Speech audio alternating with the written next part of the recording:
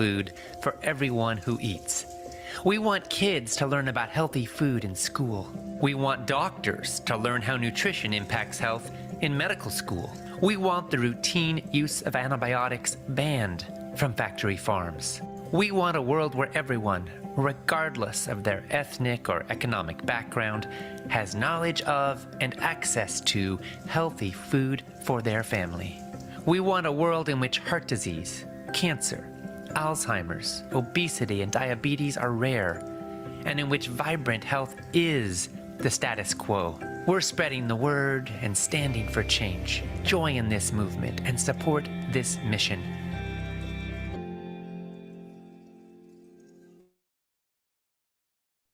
Join this movement, support this mission, and welcome to day one of the 3-day plant-based coaching workshop.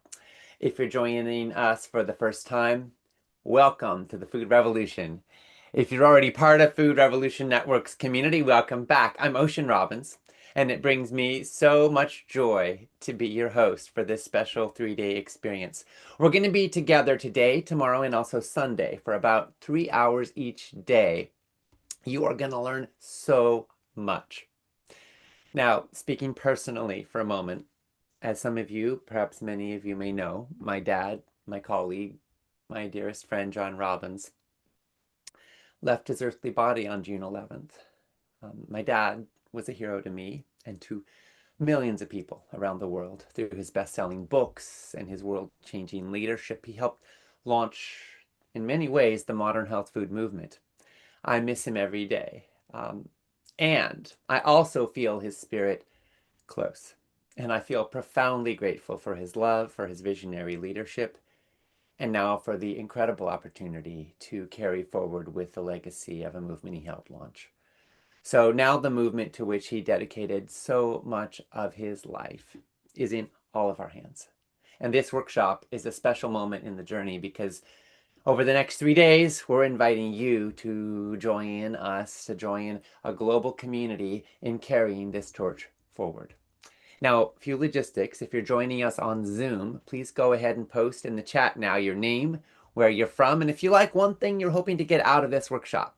We won't have the chat open the whole time because that could get a little bit distracting and overwhelming, but we're going to have it on for these first few minutes so we can get a feel for who is here with us today. Now, today is day one, the spark, why change is needed and how to start. This is where the journey begins. Today's sessions are going to help you understand why change is so urgently needed and how to ignite it in your own life and beyond. You're going to uncover the truth about common plant-based nutrition myths with Nicole Andrea Russert. You're going to explore the life-changing potential of coaching with Tracy Garrigan, and you're going to hear powerful real-world stories of transformation from Liana Levine Reisner and yours truly.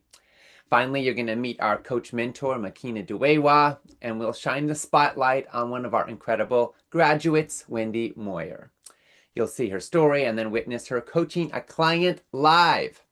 Our theme today is deep listening, which is a core coaching skill and one of the most powerful gifts that we can offer one another. Of course, real change doesn't come from inspiration alone. It also takes strategy and skill and support. As Dr. Martin Luther King said, we need tough minds and tender hearts. We need it all. So tomorrow, day 2, is the shift, building the skills for real transformation. We're going to dive into how transformation really works. And we're going to have Dr. Aisha Sherzai show how your kitchen can be a launch pad for long-term health. Dr. Howard Jacobson will guide you in adopting a mindset of an effective coach. And I'm going to share the principles of Food Revolution Network's unique approach to leading meaningful change. Tomorrow is all about building capacity and confidence to help yourself and others to shift for good.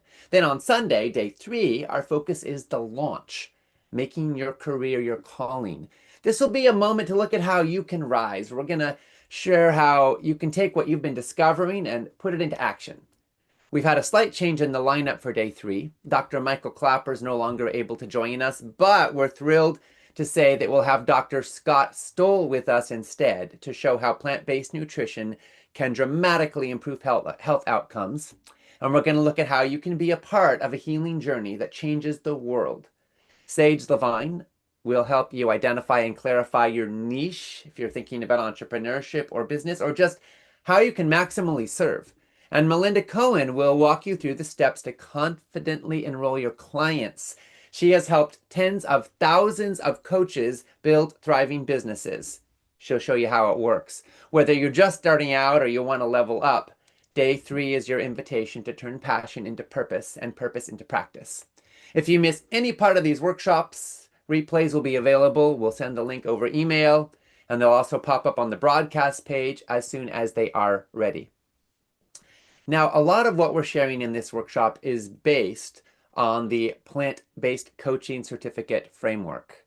As we go along, we'll be referencing the certificate program from time to time. And at the end of each day, we'll share what it's all about and why it's a pretty powerful opportunity. You'll have opportunities to ask us questions, and if it interests you, we'll be here to help you make an informed choice. A few logistics here. So if you're joining us on Zoom, feel free to leave your questions in the Q&A box at any time. You'll find the icon at the bottom of your screen. If you're watching from the broadcast page, our moderator, Sky, will bring any questions intended for the panel over to us in Zoom on your behalf. The chat is enabled right now so you can introduce yourselves if you're on Zoom, but we will turn it off in a few minutes to reduce distractions. We will have a dedicated Q&A segment after each of today's presenters, and we'll do our best to answer at least some of the questions during that time, although please understand we have over 25,000 people enrolled in this workshop, so we won't be able to get to all of them. If you have questions specifically about the plant-based coaching certificate, we'll share more about the program later and hold a second Q&A to focus on that. And if we don't get to your question, you can always email us at certificate@foodrevolution.org, and we'd be happy to support you. Now, I'm so glad to be here with all of you, and I'm just going to take a look because we are getting so many wonderful people chiming in. We have heard from the Philippines, visiting Alabama. Rebecca Morgan. Dawn said hello from mid-Michigan. Jacqueline said hello from Southern California. Yvonne from Antioch, California. We have, Julia said, your father changed my life when I was 33 and I'm 73 today. He's the reason I'm so healthy today. A vegetarian since 33 years old. He truly was a blessing. Yes, Julie, he truly was and is, I will say, because I feel blessed profoundly by his love and his presence. And honestly, strange as it might sound, his spirit, which is very present to me since he left his earthly body. I still feel him very much present in my heart. Maybe you can too. Karen said hello from Moody, Alabama. Barbara said, I hope Dr. Clapper is okay. He's terrific. Yes, Barbara, he's wonderful. Unfortunately, not able to join, but Dr. Scott Stoll is incredible, and y'all are going to love him. Tressel said hello from New York. Kim from Philadelphia said plant-based nutrition has helped, and to help her family is the reason she's here. Susan from Harrisburg, Pennsylvania. Lori from Green Valley, Arizona. Orlando from Huntsville, Alabama. Janet asked how long is each session? About 3 hours each day, Janet. So glad you are here. Let's see. So many other wonderful people joining. Melissa from Chicago. We have folks from Massachusetts, North Carolina, Memphis, Tennessee, Irving, Kentucky, Hampton, Virginia, Philadelphia, so many more. Barbados, South Carolina, Kenya. People from all over the world are here with us right now, from Spain, from France. Welcome, everybody. Thank you, thank you, thank you for joining us. I hope you can feel that there is a global community of folks right here, right now, who care, who want to learn how to be healthy and how to help other people be healthy. It is so beautiful. There is a lot of love, conviction, compassion, courage, and commitment present right here and right now. So let yourself just take a moment to bask in that. Picture those 26,000 people enrolled. We're more than filling a basketball arena, right? That's how many people are here right now for this workshop because they care about health and helping people feel better. Isn't that awesome? So just let yourself settle in and feel that. And I want to invite you right now to shut off potential distractions. Treat yourself just like you were really in a room. We're doing this virtually, but I don't want that to be an excuse for multitasking and distraction and less presence. Right? Let yourself remember you will get out of this workshop exactly as much as you put into it times about 100. So invest your attention and your presence here with us. And I promise you will get a lot of value from our time together. So now we're going to shut off the chat so that we can let the folks who are on Zoom be a little more focused. But again, Q&A box is right there if you have questions that come up as we go along today. Now let me take a moment to introduce myself and a little bit about what we're up to here today. So I'm Ocean Robbins. As you know, I'm co-founder and CEO of Food Revolution Network. I'm also a husband, a son, a father, a gardener, and a dancer. I was born in a log cabin my parents built themselves. I was raised on homegrown food and shaped by a lifelong devotion to health, sustainability, and justice. This year, my life changed in a profound way when on June 11th, my dad transitioned. His passing cracked my heart wide open. It also deepened my commitment to this mission. See, more than 35 years ago, my dad wrote a book called Diet for New America, a book that helped ignite a global movement for food and health. It inspired millions of people to realize that food really is the foundation of their well-being and that it shapes the future of life on Earth. Together, we spent decades working to help people change their lives, to live longer, and to feel better. We saw that for so many people, change can be hard, especially when it comes to food. The challenge most folks face isn't just knowing what to do, it's doing what they know. Our habits are woven into our relationships, our identities, our histories. Sometimes it takes a village or a coach or a moment of clarity to help us to shift course. And that's one of the reasons that we created the plant-based coaching certificate to really bridge the gap between knowledge and action with compassion and with courage. And I believe we're here now, not just to live, but to live on purpose. And right now, in my view, our world is crying out for healing, for guidance, and for hope. So whether you're here for your own growth or to help other people or both, you're in the right place. This workshop is our gift to you, and it's part of a legacy that I now carry with fierce love and unshakable resolve, and a legacy that I invite you to join in if you have not already. So whether you're here for your own growth or to support other people, you are in the right place. This workshop and our training are designed to equip heart-centered leaders, like I believe you are, with the tools and the support and the confidence to make a lasting difference. So our promise is that over these next 3 days, you're going to get a behind-the-scenes look at why real lasting change is possible and how we bring that to life through what we teach in our plant-based coaching certificate. So at the heart of our approach is the PBCC, as we affectionately call it, model, built on 3 essential pillars. So nutrition expertise or education is number 1. This is where we develop a strong foundation in plant-based nutrition and in learning how to apply it with clarity and with confidence. Pillar number 2 is coaching. It's the transformation, where we look at how to build evidence-based coaching skills rooted in the science of behavior change and grounded in real-world practice. And then pillar 3 is impact, amplification, to gain the tools and the mindset and the vision to turn your knowledge into meaningful action in your life, your work, and your community. So these 3 pillars are our proven formula for transformation, and we've created the world's most comprehensive training program to teach it. And here in this workshop, we're going to share a lot of the highlights from that program. Now, let's talk a little bit about what's at stake. Lifestyle and non-communicable diseases like cardiovascular diseases, cancer, chronic respiratory diseases, and type 2 diabetes are responsible for about 41 million deaths every year on planet Earth. That's 74% of all deaths globally. Many of these deaths are considered preventable through effective public health interventions and lifestyle changes.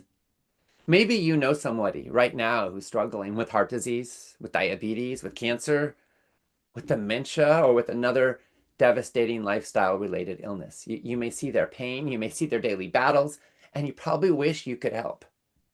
This isn't just a bunch of statistics. It's personal, it's human, it's about our loved ones, it's about our families, it's about our communities. And yet, despite all of our longing to make things better, so often the system is falling short. In the United States, healthcare spending is projected to reach 20% of our entire gross domestic product by the year 2033.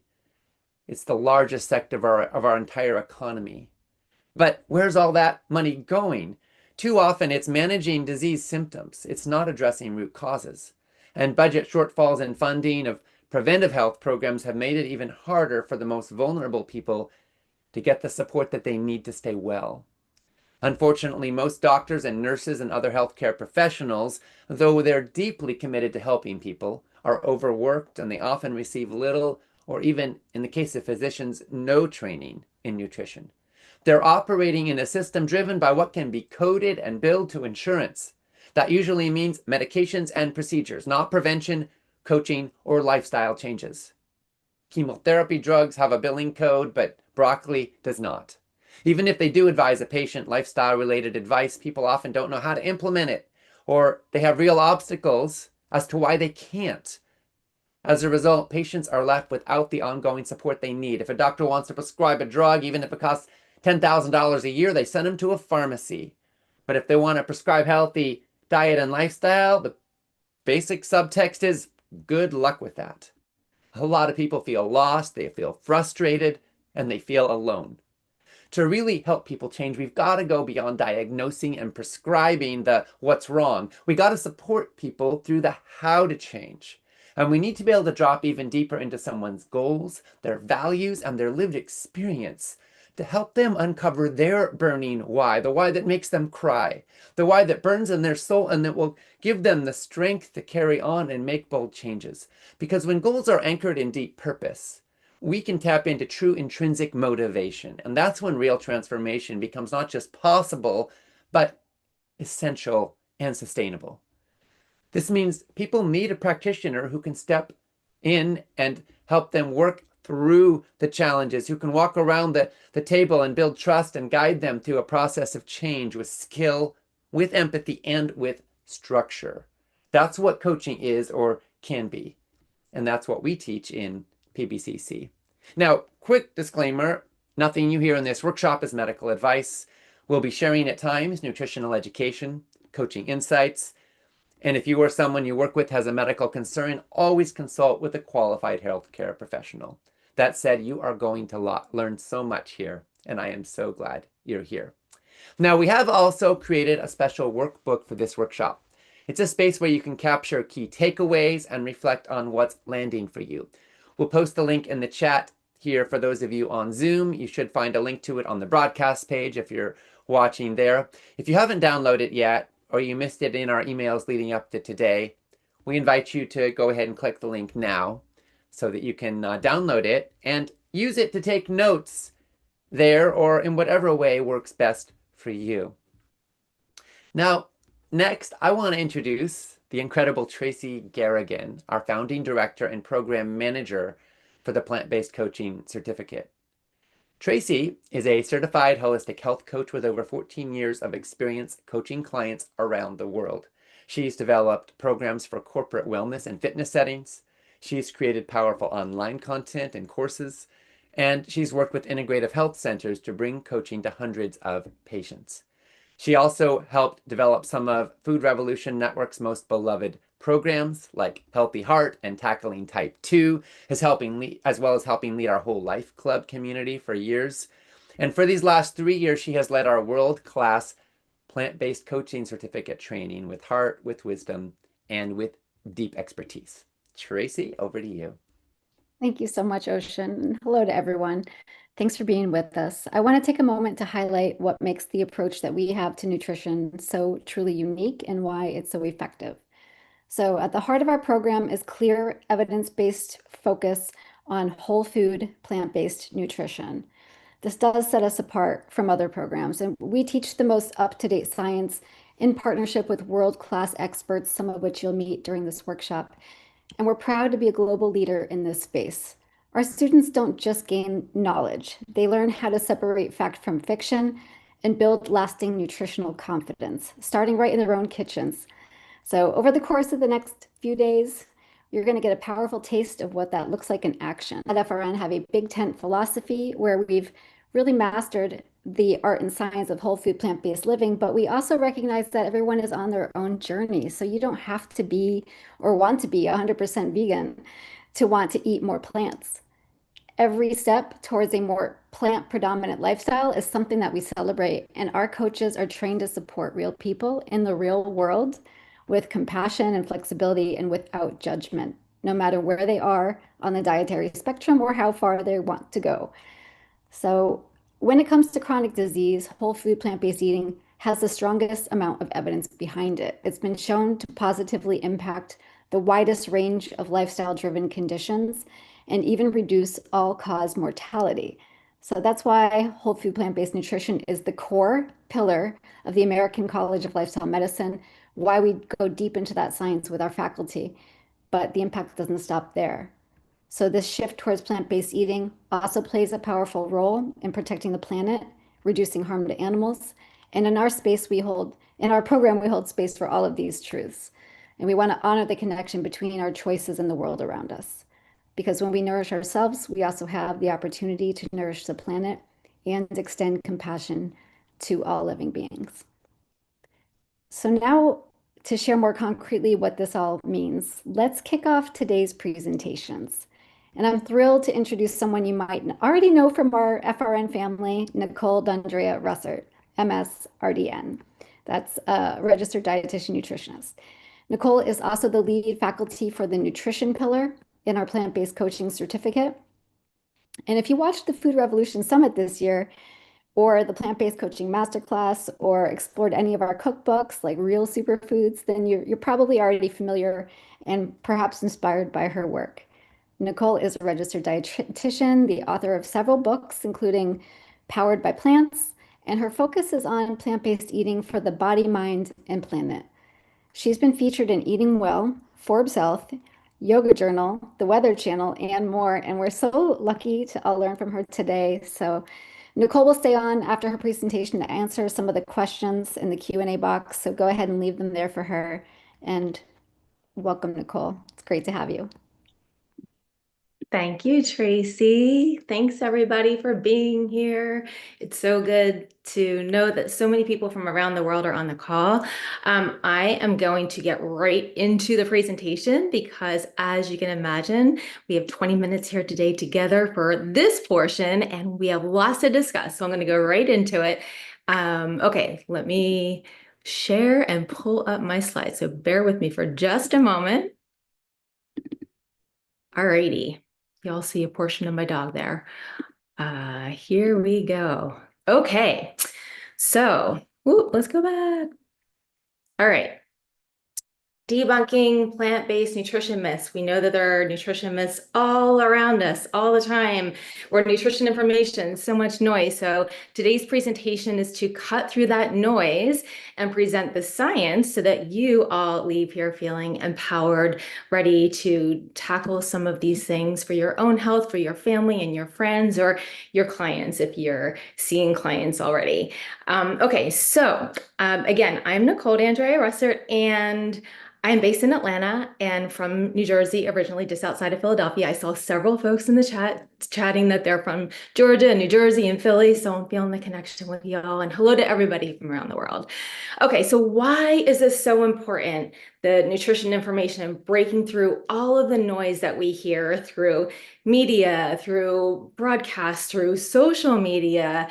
Things can spread like wildfire now because, as soon as something clicks with somebody, there's a lot of fear mongering, it goes viral. So much misinformation can be spread very quickly. As you can see on this Time magazine, eating may not be good for you. There's so much confusion that most people just become completely frozen in their tracks and they do nothing. They just end up going to their old habits because that may not be serving their best health because they don't know what to do. And that is completely understandable because there's so much information out there. What is true? So we're going to break through some of that today. So to support the change, we must first clear the confusion and present science-based evidence nutrition information. So we're going to go right into the myths myth number one is the most common myth we hear in the plant-based arena. How do you get protein? I feel like by now this question has been so common for so many years that this myth should have been debunked a long time ago, but it's still really widely present. I think part of it is some of it's in part due to social media. We have people who are proponents of paleo and carnivore and, all of these diets. And I don't even like to use the word diet as a dietitian. I kind of just like to focus on a way of living or plant-based patterns or adding more plants to your plate, talking about abundance versus labeling anything. But, we get these proponents, sometimes we'll get proponents of eating a lot of meat that will say, well, you can't get enough protein from plants. So with social media, again, this information can spread very quickly, and then people are left with what to do. Fruit and vegetables are supposed to be healthy, but they're not really good for you, or they don't provide protein. So the truth is, we're going to break through the myths. You can get all essential amino acids through plant-based foods. In fact, all plants have all essential amino acids. We have 9 essential amino acids. Yes, they're found in animal-based products, but they are also found in plants. Now, in some plants, they may be a little bit lower in amounts or higher in other plant-based foods. So there used to be something called complementing proteins. So back when I was in school, way back when, we were taught that you have to eat rice and beans together to make a complete protein. Throw the complete protein notion out the window. That is, science has debunked that. We know that all plants provide all amino acids, and all you need to do is eat a wide variety of plants and enough calories. This goes for any way of eating, consuming enough calories, and whole foods is going to supply you with the nutrients that you need, including protein. So your body maintains an amino acid pool that can assemble proteins as needed throughout the day, throughout the 24 hours. So what you need to do is just focus on a wide variety of plant-based foods. So as a plant-based coach or as a plant-based advocate or for yourself, it's important to just, one way we can approach this is to change our mindset from one of protein equals meat, because how many of us think that now? I was brought up that way. Let's get some protein. So you add meat to the plate, or dairy has protein. So do plant-based foods. And yes, they can provide enough. So reframing, doing a little mindset shift and knowing that protein equals a variety of whole, unprocessed or minimally processed foods like beans, lentils, peas, tofu, tempeh. Whole grains are a wonderful source of protein like quinoa and buckwheat and amaranth. Nuts and seeds. All of these provide abundant protein. In fact, many folks that I see that are exclusively plant-based, and this is also in the research, are eating more than what they need on a whole food plant-based diet when they get a variety and they're consuming enough calories. And I just want to talk a moment about athletes, because you probably know of some athletes that are fully plant-based. Venus Williams, Scott Jurek, Dotsie Bausch, who is one of our FRN Summit speakers. These folks are fully plant-based, and a lot of them dabbled into plant-based eating and noticed that they recovered more quickly, that their performance was better. They were beating their record times. Dotsie Bausch went on to become an Olympic medalist through plant-based eating at an older age compared to many Olympians. So they're not just showing us it can be done, but we also know, again, through the research, that plant-based foods can support muscle gains, they can support endurance, and they can support anything that we're doing, weekend warriors, or any kind of training and exercise that we're doing. Yes, plant-based foods can supply the same protein as meat, or, equal protein to receive those same gains that we would see through meat and animal products. And then also we have the added benefit of plant-based foods. If you notice plant-based foods in their beautiful colors, the rainbow of colors, we've always been told, eat the rainbow. This still applies today. And that's because the rainbow of colors supplies antioxidants that are going to help to fight inflammation.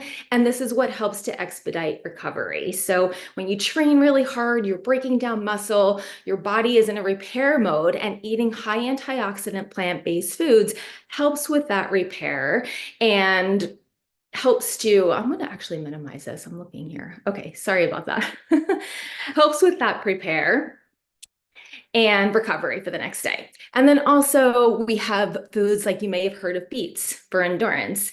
Beets, leafy greens, celery, many plant-based foods have something called nitrate that turns into nitric oxide in our bodies. And this nitric oxide helps to dilate blood vessels and increase blood flow. So they can also help with performance in that way. So again, okay, protein myth has been debunked. All right, let's see. Next.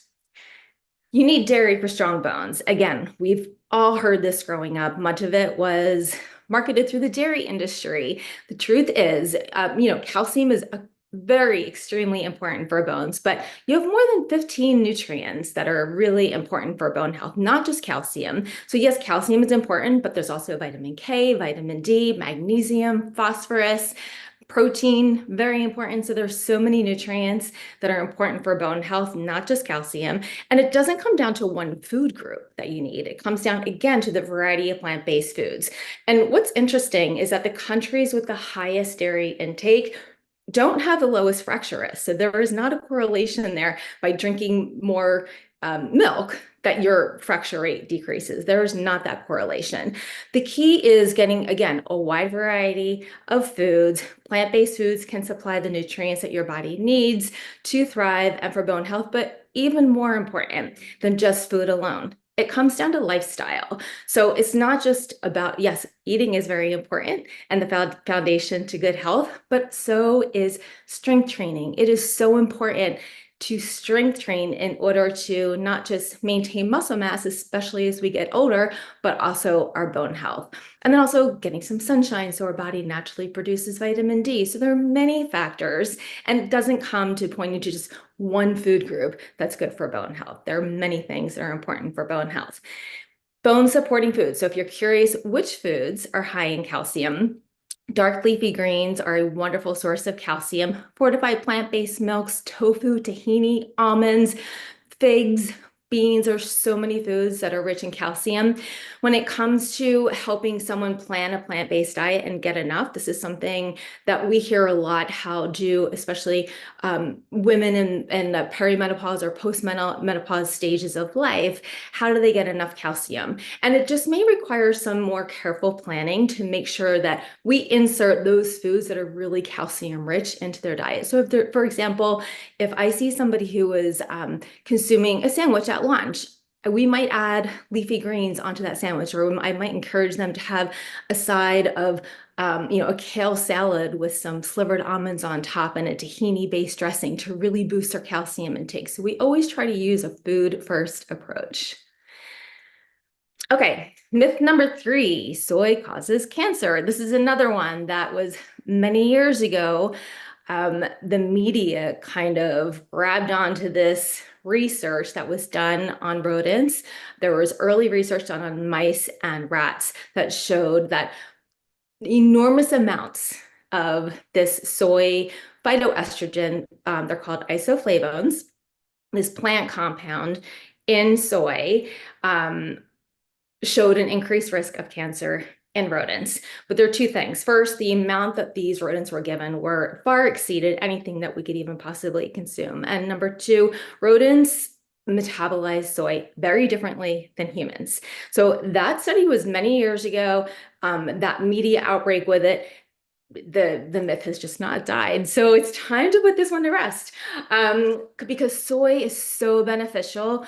We know since then, we have many human studies, and even the world's largest organization, so the American Cancer Society, the World Cancer Research Foundation, AICR, there are so many that advocate for soy every day. Now, the research, you might see limited evidence shows the potential for greater overall survival and perhaps decreased risk or decreased recurrence among women after cancer diagnosis, after breast cancer diagnosis. So the limited evidence means that some of the studies are observational. What we know is that there's no research supporting soy causing cancer or influencing cancer. We don't have any research to support that. We do have a lot of research supporting the reduced risk of breast cancer and the reduced risk of breast recurrence. We also have research that shows no effect. So in some people, it may come down to the individual and our own. You probably hear a lot about gut health and the gut microbiome. A lot of it may come down to, this is still emerging, that each one of us processes soy differently. So some people may have gut microbes that can create some byproducts in soy that can be cancer protective and may reduce the risk of cancer. And then others may not have that same ability, so they may have neutral effect, no effect at all. What we also know about soy is that, especially when it replaces animal products, it's such a wonderful source of protein. Tofu, tempeh, edamame are wonderful sources of protein and so important as a part of a plant-based diet. When they replace animal protein, their effects are profound. So reduced saturated fat intake, better cardiovascular outcomes, lower high blood pressure, or lower blood pressure, even supporting bone health. So it's really important. If someone is not allergic, the only reason someone would not consume soy is if they have an allergy to it, which isn't super common, but some people do have that. And that is really the only reason we can see why we wouldn't advocate for soy. So 1 to 2 servings a day is typically advocated from some of these larger organizations. Also, the soy lowers testosterone myth, we're going to bust that one too. Soy does not lower testosterone. These are in clinical studies. It does not affect testosterone levels. In fact, again, similar with the breast cancer, there are studies showing that soy can lower the risk of prostate cancer. So if someone is reluctant and they've been on this soy causes cancer train along with much of the rest of the world, one thing we can do as advocates for plant-based eating, if we want to also just hold our loved ones and friends with care and make a suggestion, maybe consider talking to them about foods that are familiar with to them, like edamame. We've probably had, most of us have had edamame at some point as a nice snack, or if we're out, it could be an appetizer, something familiar to them, rather than advocating, you should add more soy in every day. But if there's something, they're open, starting with the familiar things, it's a little bit easier avenue to make a change onto their plates. Okay, myth number 4, plant-based eating can't meet nutritional needs. So I will say that any type of dietary pattern has a risk of maybe not meeting 100% of everything. If we look at the SAD diet, the standard American diet, we see very low fiber intake. Less than 5% of Americans get the amount of fiber each day. And again, going back to the gut health, again, talking about the media, you've probably seen gut health in the media lots. There's such emerging evidence that there's so much starts in the gut, and it's such an important indicator for overall health. Decreasing inflammation can start in the gut. And the key component to fostering a healthy gut is fiber. And what foods are high in fiber? Plant-based foods. We don't find fiber in dairy and meat or eggs. There is no fiber. So those following a carnivore way of eating, mostly meat, or the standard American diet that is mostly ultra processed with some meat, are deficient in fiber. They're not getting enough fiber to support that gut health. And then also antioxidants, they're not essential, but they play a big role in our healing and our ability to tackle inflammation and fight free radicals. Plant-based foods provide an abundant amount of fiber, different types of fibers that help our gut bacteria thrive, and also those antioxidants, as well as many essential vitamins and minerals. So a well-planned plant-based diet can meet the needs for calcium, of course, protein. I mentioned, again, many people I see are getting well above their protein recommendations, as well as magnesium and vitamin C and vitamin A. So we've got a plethora of nutrients. There are some nutrients on exclusively plant-based diets that we do pay a little special attention to, one, namely B12. That's the number one thing that we typically recommend, in adding on as a supplement, just to complement your diet, because it is hard. Our soils were once very rich in B12. They aren't any longer. So B12 is important to supplement a plant-based diet. And then for consideration, vitamin D, iodine, omega-3 fatty acids in a plant-based form. These are really all individually based. We assess each individual as a person and their diet and their lifestyle, and as well as their lab values, if that's something we're following. But just food for thought and consideration. Myth number 5, plant-based eating is too expensive. Okay, so think about your pantry staples. Legumes, it could be canned beans or dried beans, or chickpeas or lentils, whole grains like quinoa and oats and farro. You've got just like such a wide variety of whole grains and beans in your pantry. These are often very affordable compared to animal-based protein, and you get a lot of protein in whole grains and the beans, of course. So think about your plant-based staples. They can be very affordable. Now, there's often the question, organic versus conventional. Of course, when we can purchase organic, I'm sure all of us would rather not have chemicals in our food. And of course, it's better for pollinators and better for our planet and better for the farmers who are growing our food. So it's really all around better, but it can unfortunately come with a price tag. So you can always follow the environmental working groups guidelines, the Dirty Dozen and the top 15. So the Dirty Dozen are typically those produce items that have the most pesticides. So if you can purchase them organic, if you can grow in your own backyard, or if you have a community garden, even if you have a small space, if you're in an apartment or if you have a small balcony, there are so many growing options. Food Revolution Network has a plethora of gardening articles and things you can grow on your own, and you can get started with maybe just one plant and see how it goes. Maybe it's your favorite plant and your favorite thing to eat, and try growing your own food, because that way you have control over that. But yes, so whenever possible, organic, but we realize it's expensive. So buying conventional is still better than not eating fruit and vegetables at all. You can always wash them. We also have an article on our website on how to properly wash conventional produce to get the pesticides off. Okay, so to summarize, the root of the issue with all of these myths and the misinformation is that it comes some from the industry. As I mentioned, the dairy product has had the Dairy Council and dairy companies have had campaigns for years promoting dairy for strong bones. But you don't need the dairy for strong bones, as we know now. And then misinformation. So social media, there are many influencers or people that are proponents of diets that may have helped themselves, but if something helped them, it doesn't necessarily mean it's the right thing for everybody to do. And it's always important to turn back to the science. Like, what is the science saying? Because they are using large scale populations, and they're assessed peer-reviewed journals. So important to go back to the science.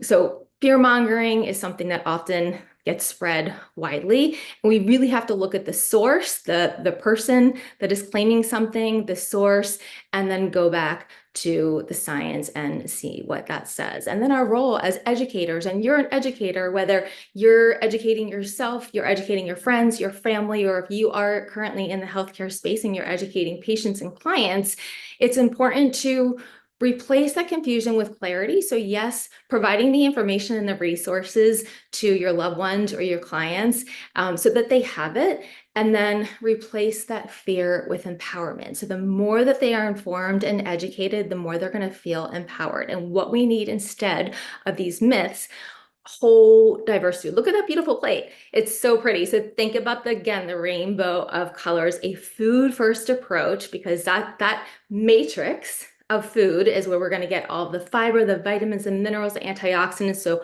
a whole or minimally processed food approach, really important. Evidence-based guidance, and then skilled coaching to turn information into transformation. And now coaching, just speaking to the program that we offer at Food Revolution, if any of you are thinking about becoming coaches, like we need our voices amplified to dispel these myths. It's so important, and we welcome everybody who wants to spread the truth. It's so important for everyone's health, of course, but also the planet. So important for the planet. So for sustainability, we welcome you as a part of our village to help dispel these myths. So cut through the confusion, find simple, affordable, and delicious ways. So it's got to be simple, affordable, and delicious. And we have so many resources that provide that, lots of recipes. And then we want people to feel confident in making choices that align with their values and make them feel good. So bottom line, it is all about empowerment. So empowering ourselves and to empower others, and just guiding them, providing the resources and guiding them and leading the way and being an example for others to follow. Okay, I feel like that was fast, but I also wanted to squeeze a lot in. Let me stop screen sharing and open it up for questions. Thank you all for listening.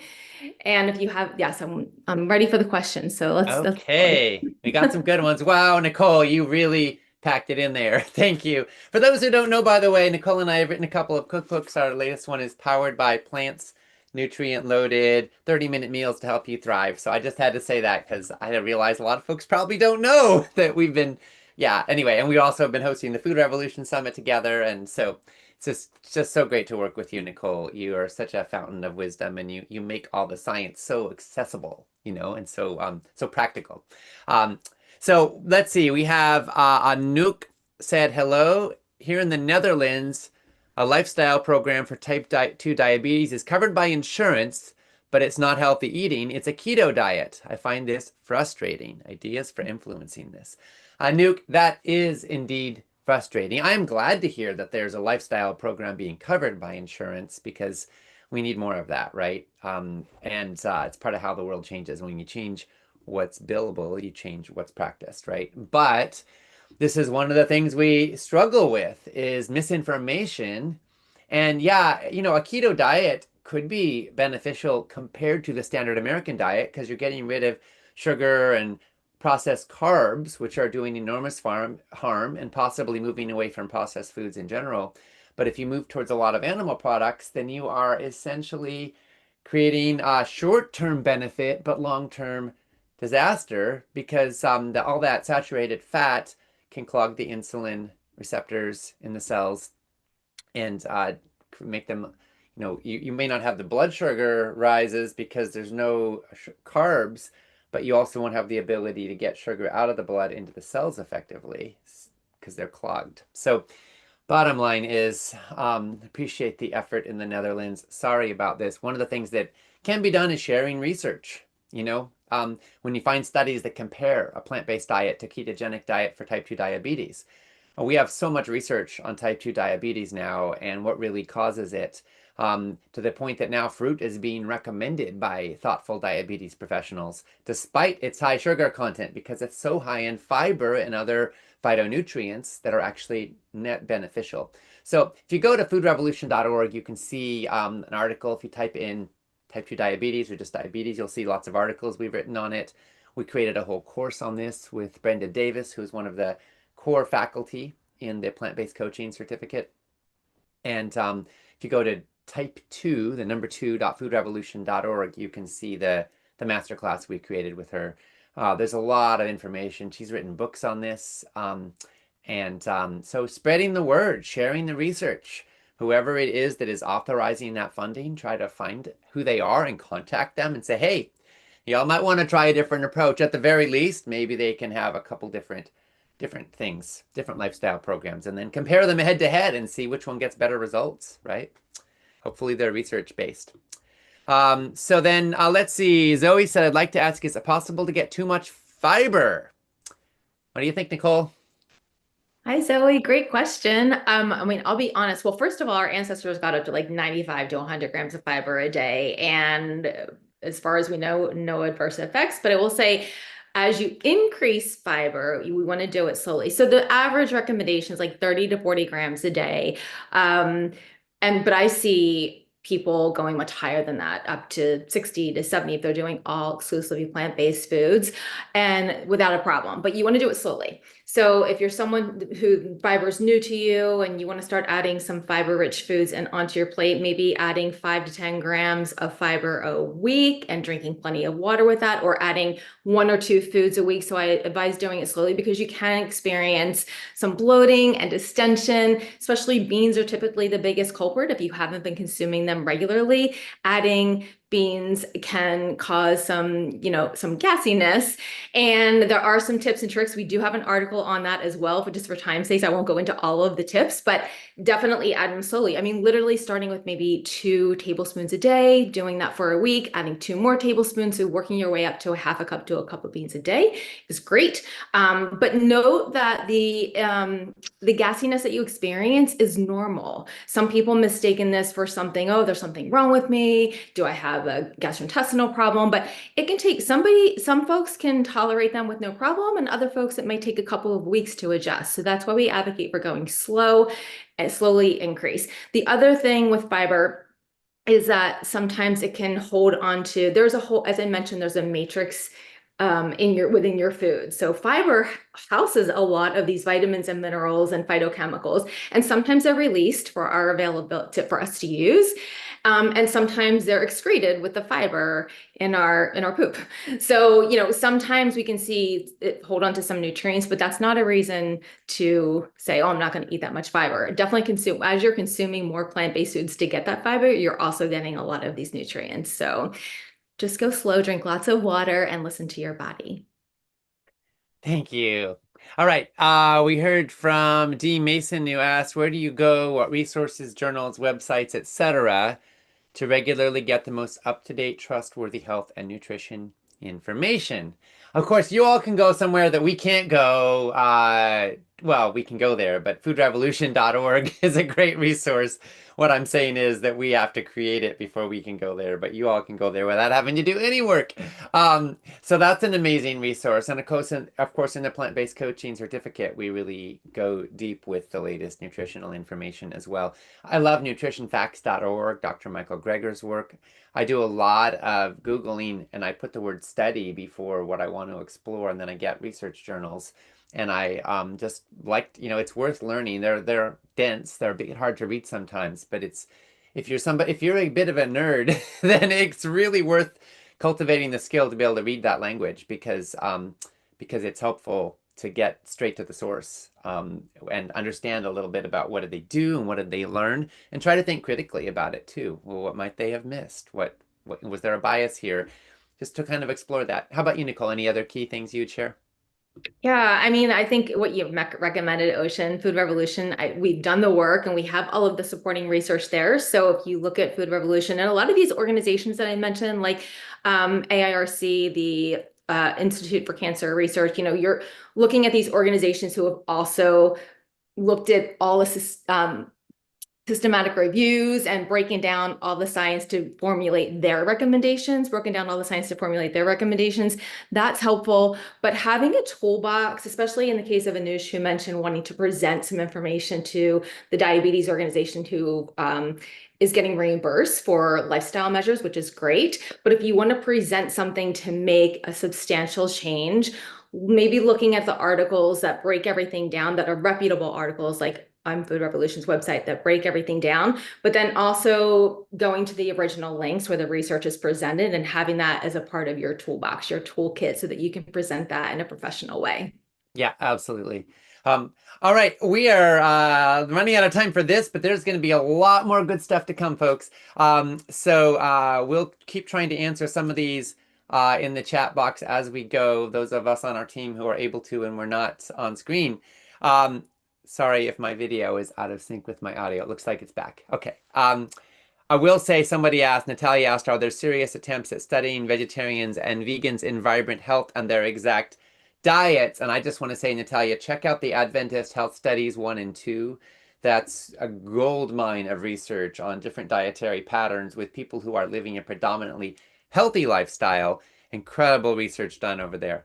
Okay, so Nicole, thank you for your incredible brilliance. And folks, you've already met Tracy Garrigan, certified holistic health coach and founding director and program manager of our plant-based coaching certificate. Now, she's going to come on back with us to go deeper into one of the most critical elements of creating real lasting change, which is coaching. So in this presentation, Tracy is going to explore how coaching helps people bridge the gap between what they know and what they do, illuminating what really sets coaching apart, which is a collaborative, client-centered approach that meets people where they're at and helps them move toward where they want to go. So feel free to drop questions for Tracy in the Q&A box at any time during her talk, and we'll have a brief live Q&A session after her presentation. Tracy, take it away. All right. Thank you so much, Ocean. And Nicole, that was amazing. I'm going to go ahead and share my screen and hopefully turn everybody into coaches by the time I'm done speaking. Now, I want to begin actually by sharing a very personal and very dark chapter of my health journey. It was so profound, in fact, that Psychology Today once featured it in a cover article about PTSG, post-traumatic stress growth. But right now, I'm just going to give you a glimpse. So, in my early 30s, my body felt like it was 90. I had severe rheumatoid arthritis, fibromyalgia, chronic fatigue syndrome, and depression. In fact, I'd been diagnosed with juvenile rheumatoid arthritis at the age of 2, so I was no stranger to pain, but at this point, I was really past my threshold, and every day meant full body level 10 pain. I had relentless insomnia, which meant brain fog and a body that recoiled at light, sound, and even touch. My world just kept shrinking. I had a primary care doctor, I had 2 rheumatologists, a neurologist, a psychologist, an OBGYN, which does factor in when you think of hormones, right? And so I'm on up to 8 prescriptions at this time with no relief. It mounted. Eventually, I was out of work, mostly bedridden. I had given up hope. And I even told myself that I would never be in a relationship again because who would sign up for this? I didn't want to burden my loved ones, and I wanted to escape the pain, and my suicidal thoughts grew louder. And then one sleepless night, a little voice kind of started growing within me. What if there is something I can do? What if there's more I can do? What haven't I tried yet? What if it's food? So I booked a session with a registered dietitian for the first time. And I learned about the microbiome and autoimmune disease and leaky gut. And I left that visit with a really thick stack of notes, blood work orders, and a detailed elimination diet. And then nothing changed. Not because I didn't care, but because I was still exhausted, overwhelmed, in the same total body pain. I had no idea where to begin. And this is when I realized that people don't feel stuck because they lack knowledge or information. They feel stuck because information is not what creates transformation. What we need is a partnership. And this partnership is how coaching delivers health and wellness. So, what is health really? What if I told you you're not your disease or your diagnosis or your symptoms or even your circumstances? Health is not static, it's dynamic. Every moment we're moving in one direction or another along this continuum. So, this is the Travis Illness Wellness Continuum. And on the left, it moves towards premature death. You've got disability, symptoms, illness. On the right, it's moving towards wellness. There's awareness, education, growth, and ultimately optimal health and vitality. And here's the key. You can move in either direction at any point. In fact, every single choice that you make determines which way you're facing. So if health is dynamic, the question then becomes, what actually moves us towards wellness?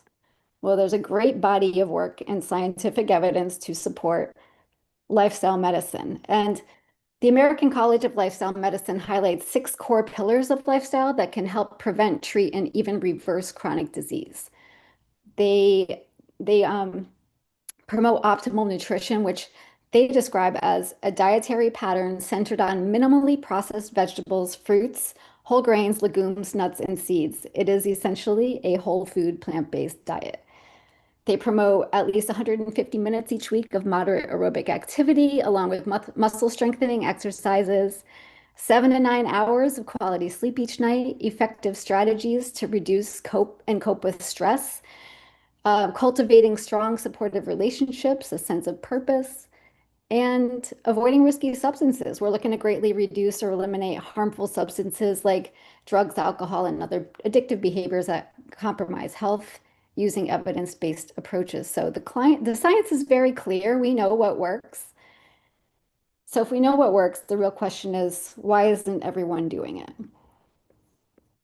Researchers from Oregon State University and the University of Mississippi examined only 4 essential lifestyle habits and found that fewer than 3% of Americans consistently practiced all 4. So in other words, 97% of us are struggling with this knowing doing gap. We understand what supports health, but we're not consistently putting it into practice.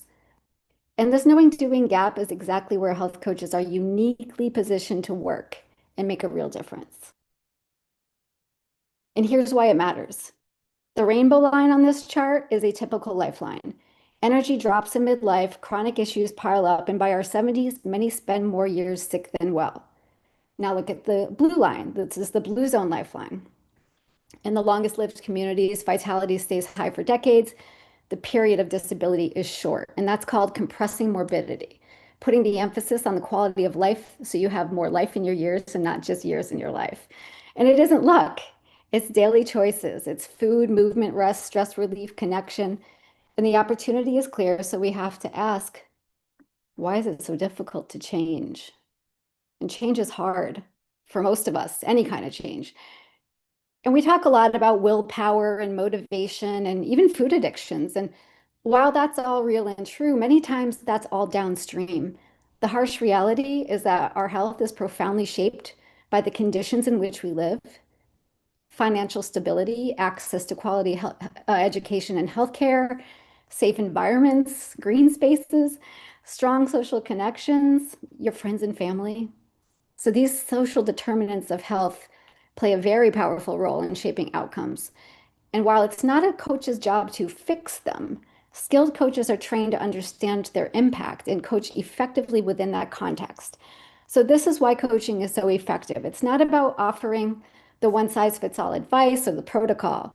It's about meeting people where they are with empathy, respect, and without judgment.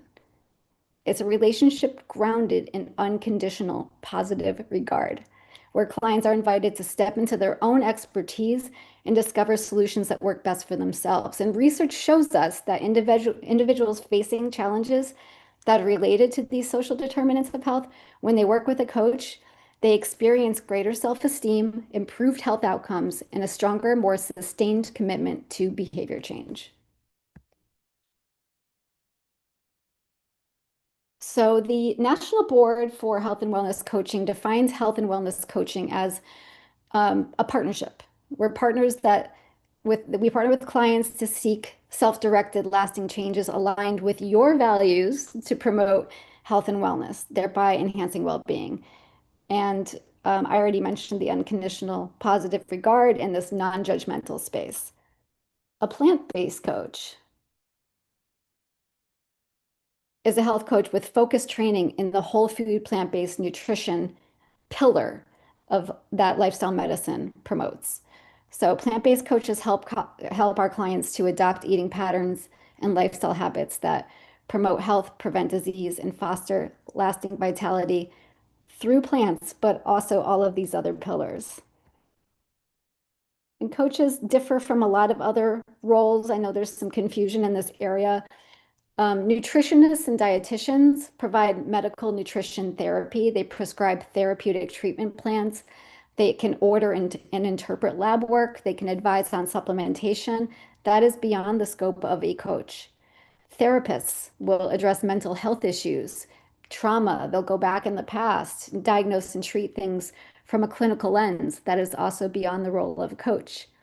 Your friends and family might offer a whole lot of encouragement, but lack training or structure, and often come with strong opinions and a desire to fix things, or they give advice that's not exactly evidence-based. So coaches are different. We bring the lens of a very well-resourced generalist who is extremely knowledgeable and resourced in nutrition and healthy living. And we collaborate with these other experts and professionals when a client's need goes beyond our scope. We tailor guidance to each client's lifestyle, preferences, medical conditions, cultural and ethical values, and more, rather than just prescribing a one-size-fits-all solution. So I think that coaches have a very unique place in the health ecosystem, and one that's rooted in the truth that's often overlooked, which is that change is a process, not an event. And we use a lot of frameworks and models, and we learn a lot of theories around behavior change, but this is one. This is the theoretical model or stages of change, and it helps us kind of understand where a person's at in terms of ready to make a shift. Pre-contemplation, they might not yet realize that their behavior is even a problem. Contemplation is, oh, they're considering it, they're weighing their pros and cons, maybe. Sometimes they're a little ambivalent. Preparation is like, okay, I'm getting ready. I'm taking steps. I'm making plans. I'm going to do this. And there's like more of an urge involved. Action is taking action. You're making changes and they're visible and it's exciting, but you're still maybe a little fragile. Maintenance is, you're doing it, you're doing it. You're building this new muscle. It's going on. It's about 6 months now. You're strengthening your routine and you're building resilience. But the truth is that relapse is completely normal. And as coaches, we don't see that as failure. We see it as part of the process because we learn from it. So every relapse brings new insights and a stronger foundation for growth. And that's why change is not linear. It's more like an upward spiral. So when we come back around, we learn something and we're still ahead of where we were the last time. And let's take a look at a couple of case studies. I'm going to have you guys all play coach for a minute. Meet Janet. She's got pre-diabetes, 42-year-old client. She's told by her doctor to cut carbs and lose weight. So the advice that she's given is to follow this strict low-carb diet and exercise 30 minutes a day. But the client works 2 jobs, relies on inexpensive staple foods, and has limited time to cook. They understand that there's a problem. They're weighing pros and cons, but they don't know how to start. So here's a powerful coaching question for Janet.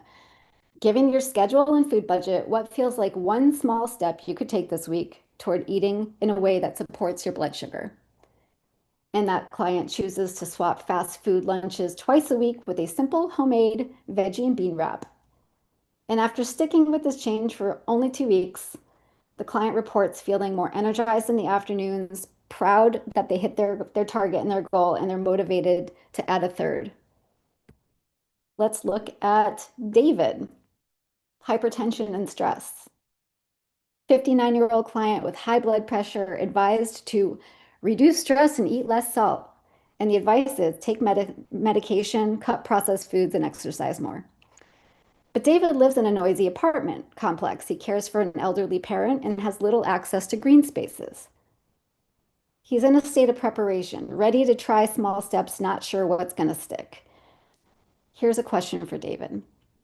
What's one doable practice you could add to your week that might help you feel calmer and more in control?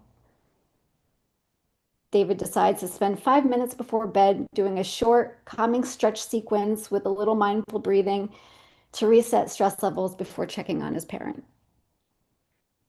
After 2 weeks, the client reports feeling more relaxed at night, falling asleep a little more easily, noticing some lower stress levels.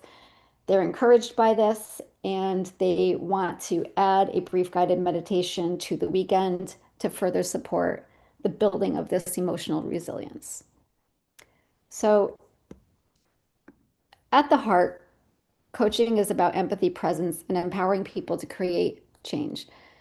And when I look back at my own journey, I cannot help but to wonder, what if health coaching had been available to my mother at the pediatrician's office when I was 2 years old? What if coaching had been available in middle school to help me understand how food, sleep, movement, stress were shaping my health even as a teen?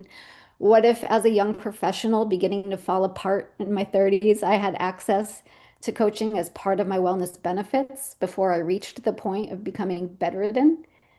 And what if in that moment when I finally saw that registered dietitian, there had been a coach there, partnering with her to help me take that first small step, and then the next one, and then the next one?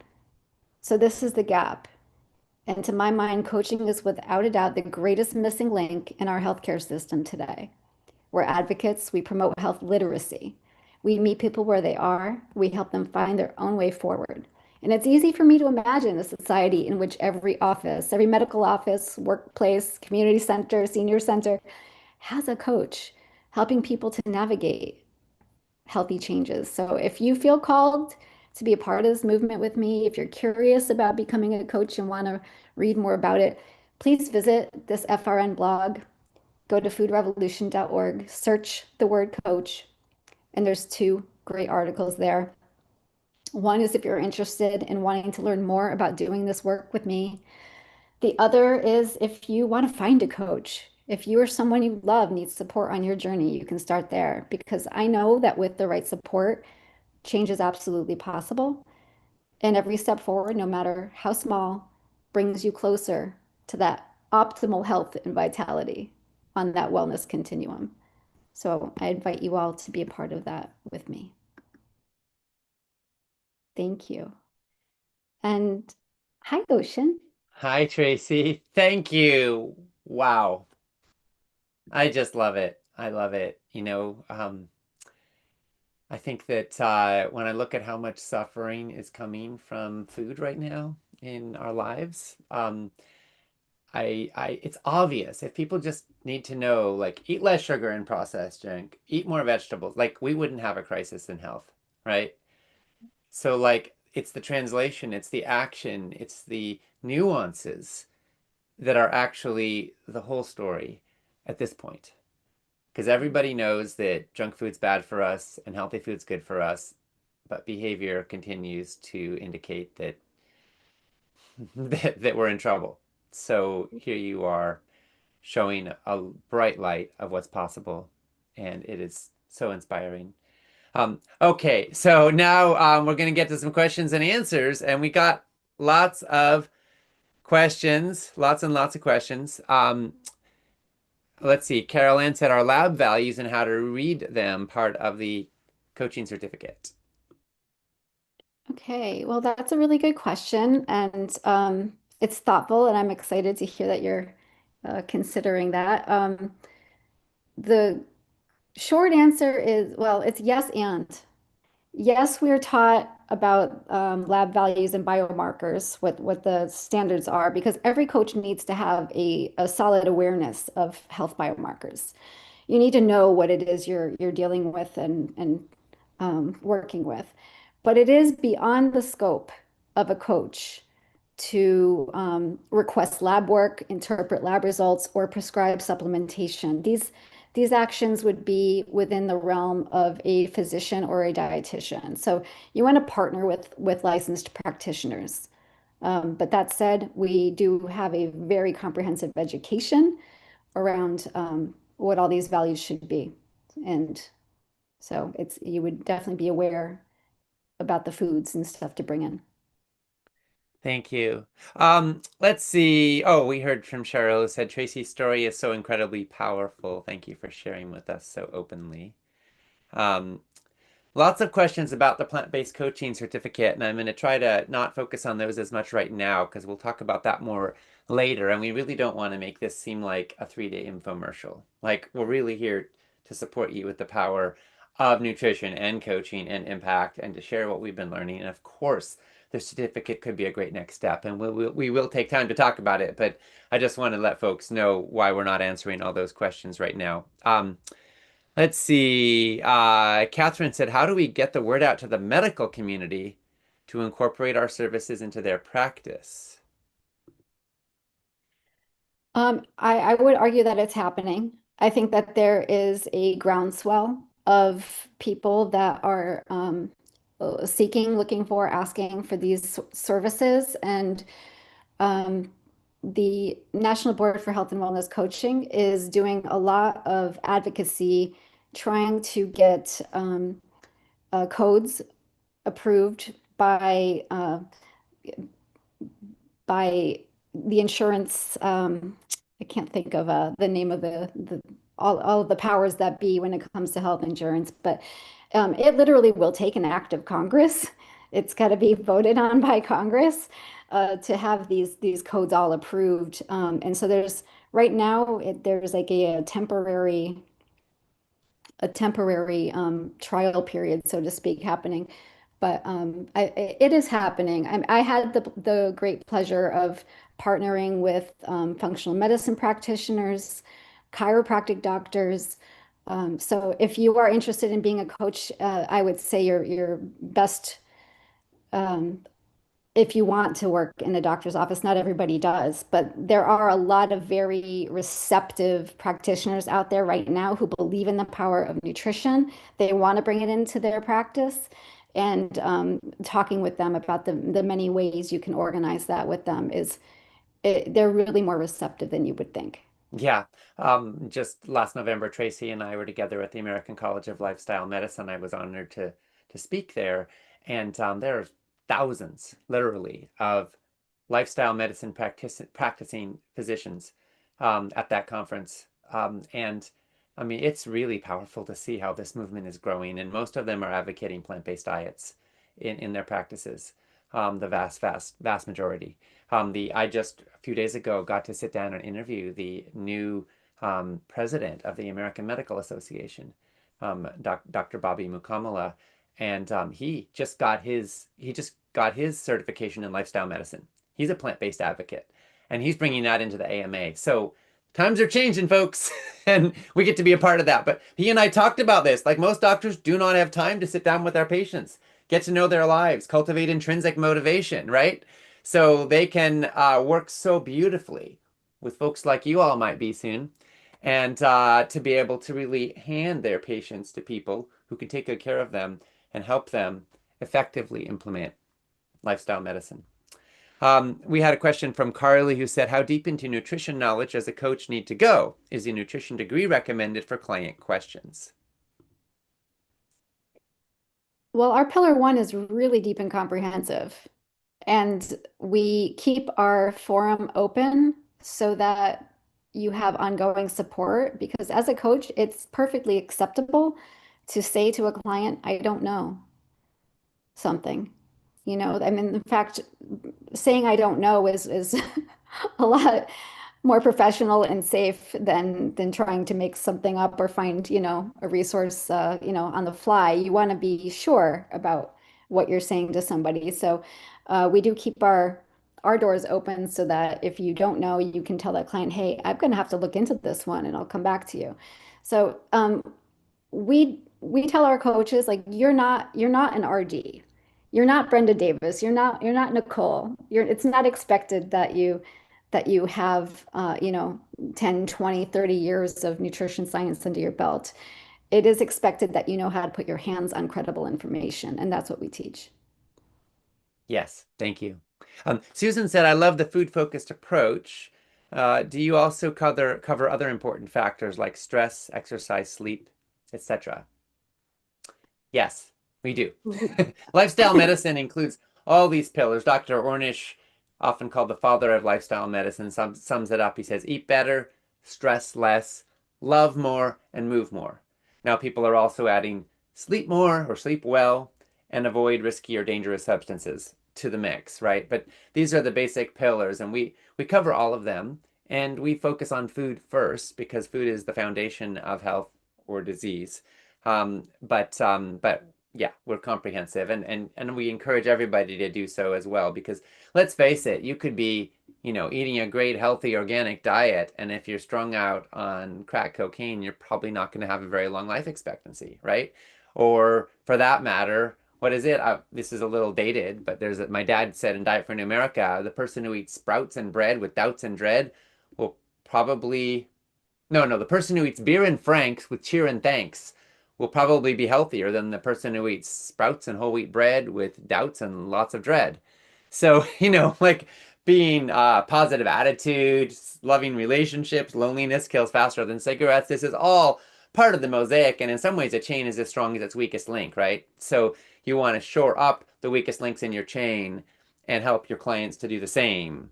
And what we find is that in many, many, many cases, the most significant, powerful link to shore up is food, because truly when you eat better, everything else gets better. You sleep better, you may lose excess weight, which makes it easier to exercise.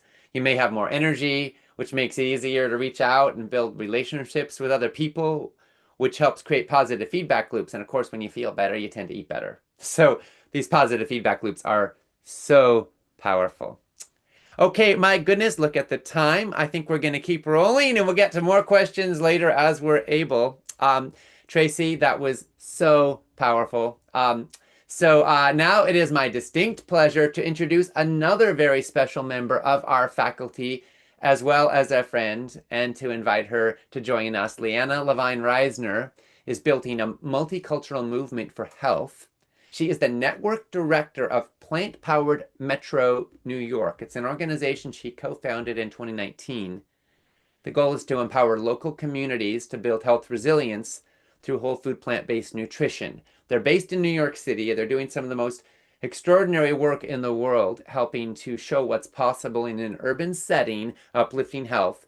And now they're looking at how they can grow wider and inspire change everywhere. Leanna holds a master's degree from Case Western Reserve University in positive organization development and change. She has a certificate in plant-based nutrition from the T. Colin Campbell Center for Nutrition Studies.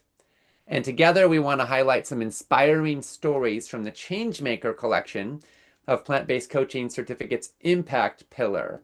We've got a whole section there where we interview change makers and show you how you can be a change agent in the world. And we want to explore how coaches can turn inspiration into meaningful action in the community that they live in. So again, feel free to drop questions in the Q&A box as we go along here, because we're going to have another brief Q&A session right after this presentation. But now we're going to look at from inspiration to action. Your ripple effect starts now. Leanna, welcome.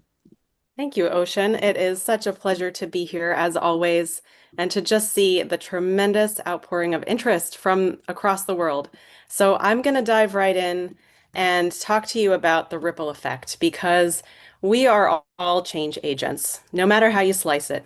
If you care, if you think about this, if you talk about it with other people, you are at the cusp of making impact. And hopefully by being part of the coaching program, you'll have even greater tools to do this as you go forward.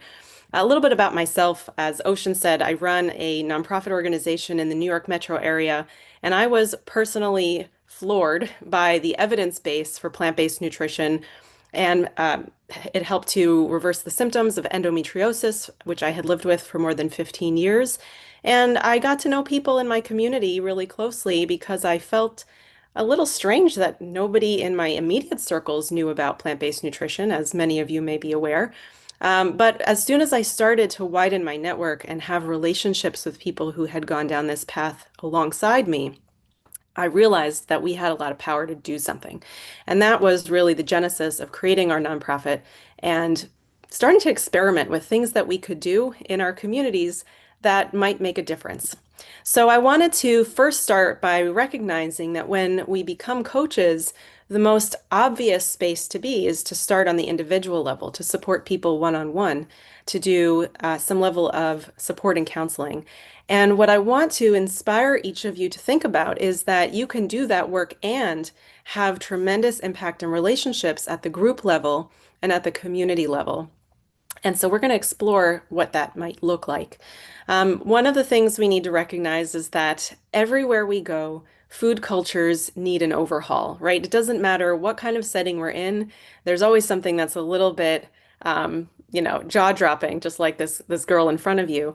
And what I hope to inspire you to think about is, if you are thinking about how you want to be a change agent by being a coach and being in connection with other people, who are those other people in your community? I'm reminded of Mr. Rogers' Neighborhood, just thinking about all the folks in our communities that we come across day to day.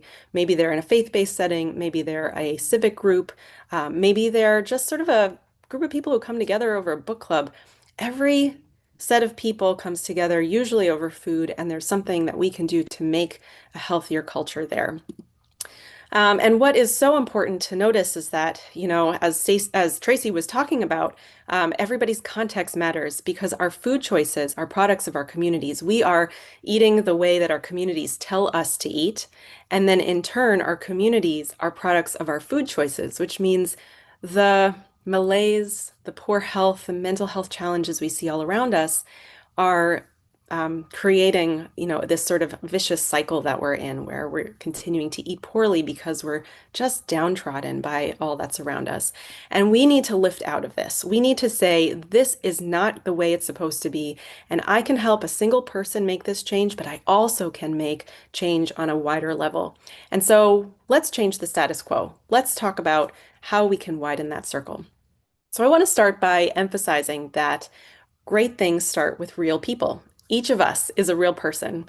I would say I'm not tremendously remarkable, and yet I'm doing something that I think is amazingly awesome. And I'm so excited to have the support and love and collaboration with so many people who believe in the same things that I do.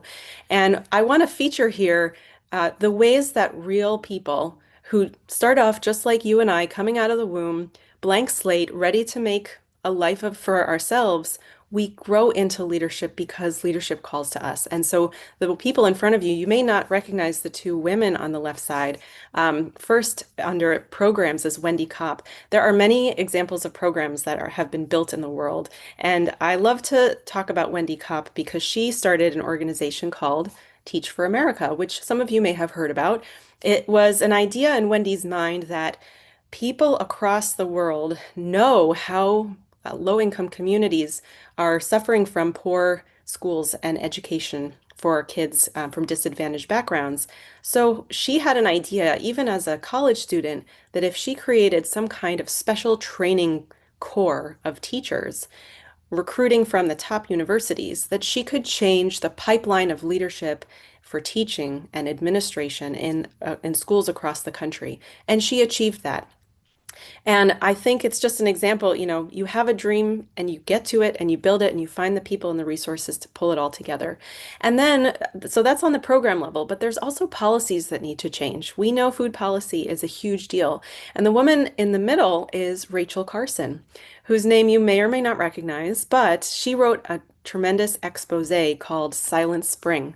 And Silent Spring, written in the 60s, was the sort of clarion call to get rid of DDT as a chemical that was used all over the country because they knew that it was a problematic chemical for human health and especially for the environment.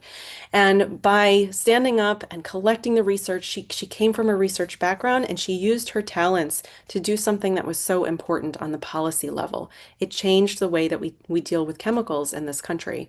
And then, of course, everyone knows the man on the right, Martin Luther King Jr., who is a face of a movement. The civil rights movement came about from so many different people working together across so many communities. And what we need to recognize is if we are part of movements, if we are standing up to say yes when something calls to us that's so important, we can build movements for change with food as well. And so looking across all of these examples, you might think naturally, well, I'm the kind of person who really likes to get into the weeds on programs. Maybe there's a great program out there in the community that I can start or I can be a part of. Or maybe you're somebody who cares about research and advocacy and policy is the kind of work that you want to do. Or maybe you're about movements and getting out in front of people and rallying them up and talking about organizing. All of these things are possible, and we each have a role to play. So what I want to talk to you about next is the idea that when we go about making change, we really need to sort of hype ourselves up and we need to think about certain metaphors for how we will act in the world. So the first metaphor I want to talk about is the one that's framing this particular session, which is the power of ripple effects. And what's fascinating is if you think about a ripple effect, what happens? Like, let's say you throw a stone in the water, right? And you're watching the ripples form on the surface of the water. But the basic shape of a ripple isn't actually a circle. It's more like a pyramid. It has this sort of concave shape to it. And what that means is a ripple needs an instigator. You need to drop something down into the water to make that ripple start.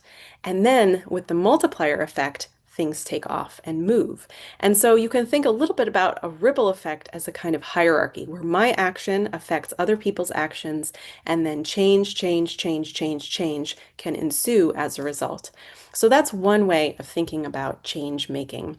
Another way is the power of teamwork. And the particular model I want to bring in here is the idea that, sometimes people need to hear the message a few times from a few different people to move from understanding into the space of action and change. This is what Tracy was saying about knowing versus doing. And while this can happen in many ways, I think of this having the shape of a triangle where two actions affect change upon the third. And so in a way, you have somebody who's planting seeds, and then you have somebody who's harvesting the seeds. And just to give you an example, one of the very first partnerships that I had the privilege to develop early on in my work with Plant Powered Metro New York was through a community center. And I met with the wellness director there, and it turns out that over the past previous 8 years, her good friend was saying, you should be doing some work on plant-based nutrition.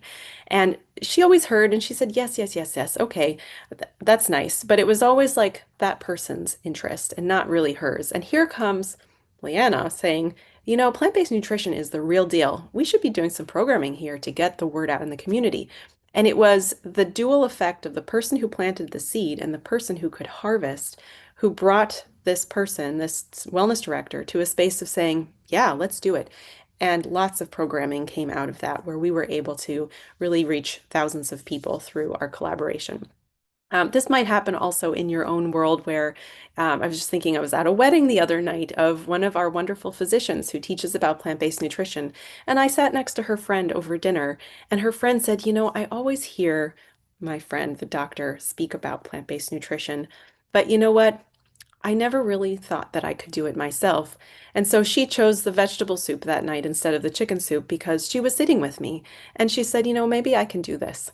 And it's those kinds of relationships and actions and reactions that we want to start to seed more of. So by having multiple people in the community who are planting seeds and others who can help to harvest, we can bring people to the next stage. Now, the third model and metaphor that I want to bring in is the power of harmony. And for those of you who may be familiar with the work of Dr. T. Colin Campbell, I'm reminded of the archetype that he brings forward, which is of a symphony, how our bodies work as a symphony, bringing in nutrients from foods and making so many different processes happen throughout the body for good or for ill, depending on what we're eating. And so, like harmony in a symphony, we can also work at the community level. We can have many people working toward the same goal. And in a way, then, the shape of harmony is a circle where we have our collective efforts sort of shaping together and becoming a wheel. And with a wheel, we can roll faster and farther. So I think our respective work with Food Revolution Network, Plant Powered Metro New York, nutritionfacts.org, all of the incredible actors in the field, we are trying to pull together and create this wheel to roll faster and to amplify what we do by playing in the same sandbox and having our own unique goals and objectives, but making it happen. And you, as a coach and as a change agent in your community, can be that instigator as well. So all of these different metaphors, the metaphor of ripple effects, the metaphor of planting and harvesting, the metaphor of harmony, I think we can bring them to bear in our work. So what we've done in the Changemaker collection, for those who will join the coaching program, we put together 9 key lessons to help light your fire. And the idea is, where can we go throughout the world to find positive stories of change and learn from them? Because one of the best things we can do is not just diagnose a problem and fix it, but to actually look at examples of things that have worked well across the country and the world, and to emulate those and to adapt them for our own purposes in our communities. So what we did was we separated the Changemaker collection into 2 sections. The first 5 lessons cover, what does successful change look like? Those are case studies from different angles. And the second is, how does change happen? Let's go deeper into what allows successful change to manifest. So in the first few lessons, what does successful change look like? We talk about how to organize food and cooking education in the community. We talk about how to collaborate with schools. There's an interview on how to establish community gardens.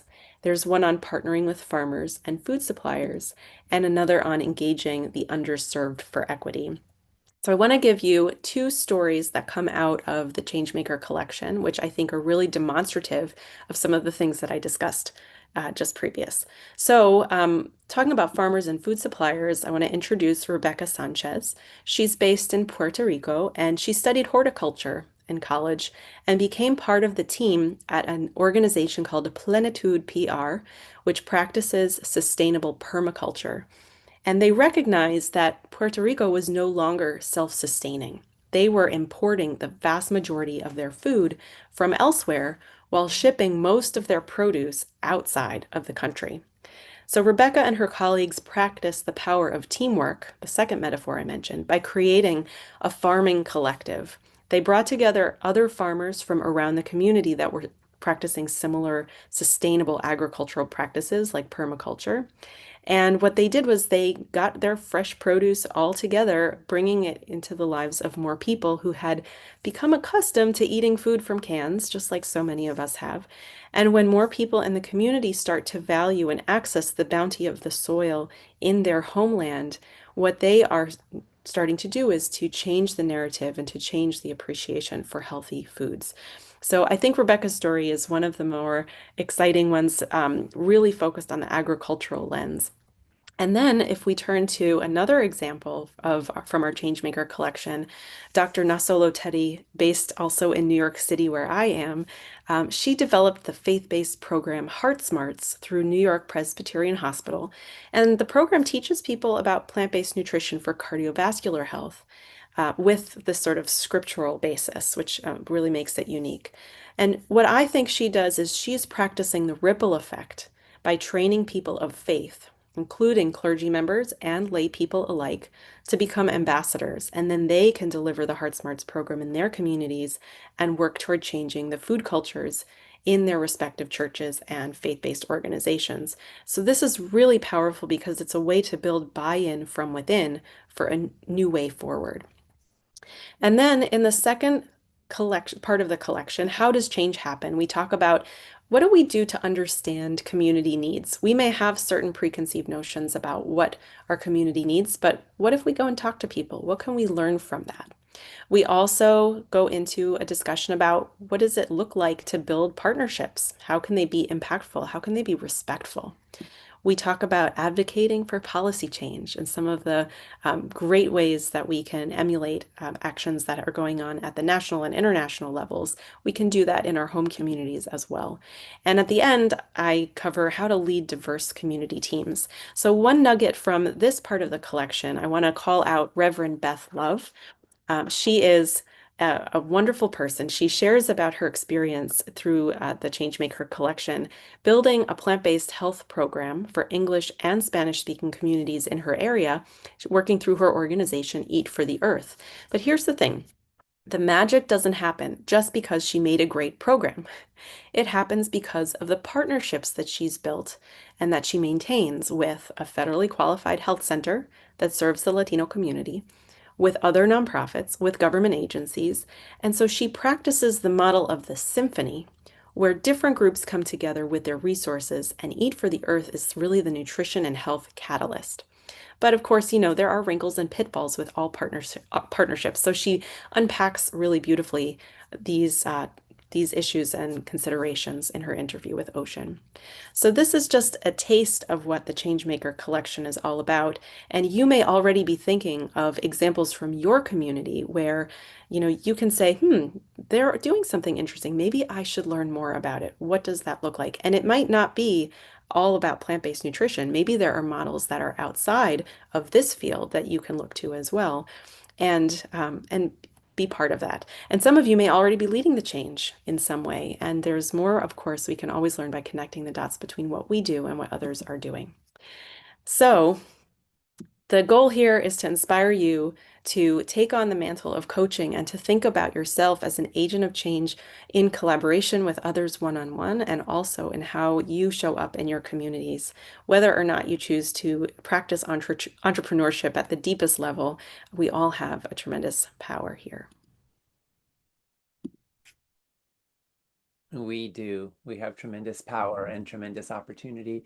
Leanna, thank you so much. You know, and one of the things I hope you all can feel is that at Food Revolution Network, we want to change the world, you know, in the best possible way, you know, to bring more love, more health, more wellness, to make food the foundation of health, to change the way medicine is practiced, to change the way that policy is enacted, so that you don't have to fight an uphill battle, swim upstream, just to feed your family well. You know, right now, Twinkies has 14 subsidized ingredients.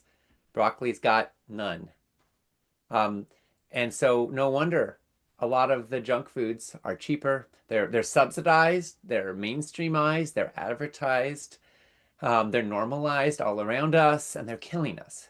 But what Leanna is showing is how change makers all over the world are rising up and saying enough is enough, and they're taking action and they're making a difference. And I think there are more than 8 billion parts to play in the healing of our world.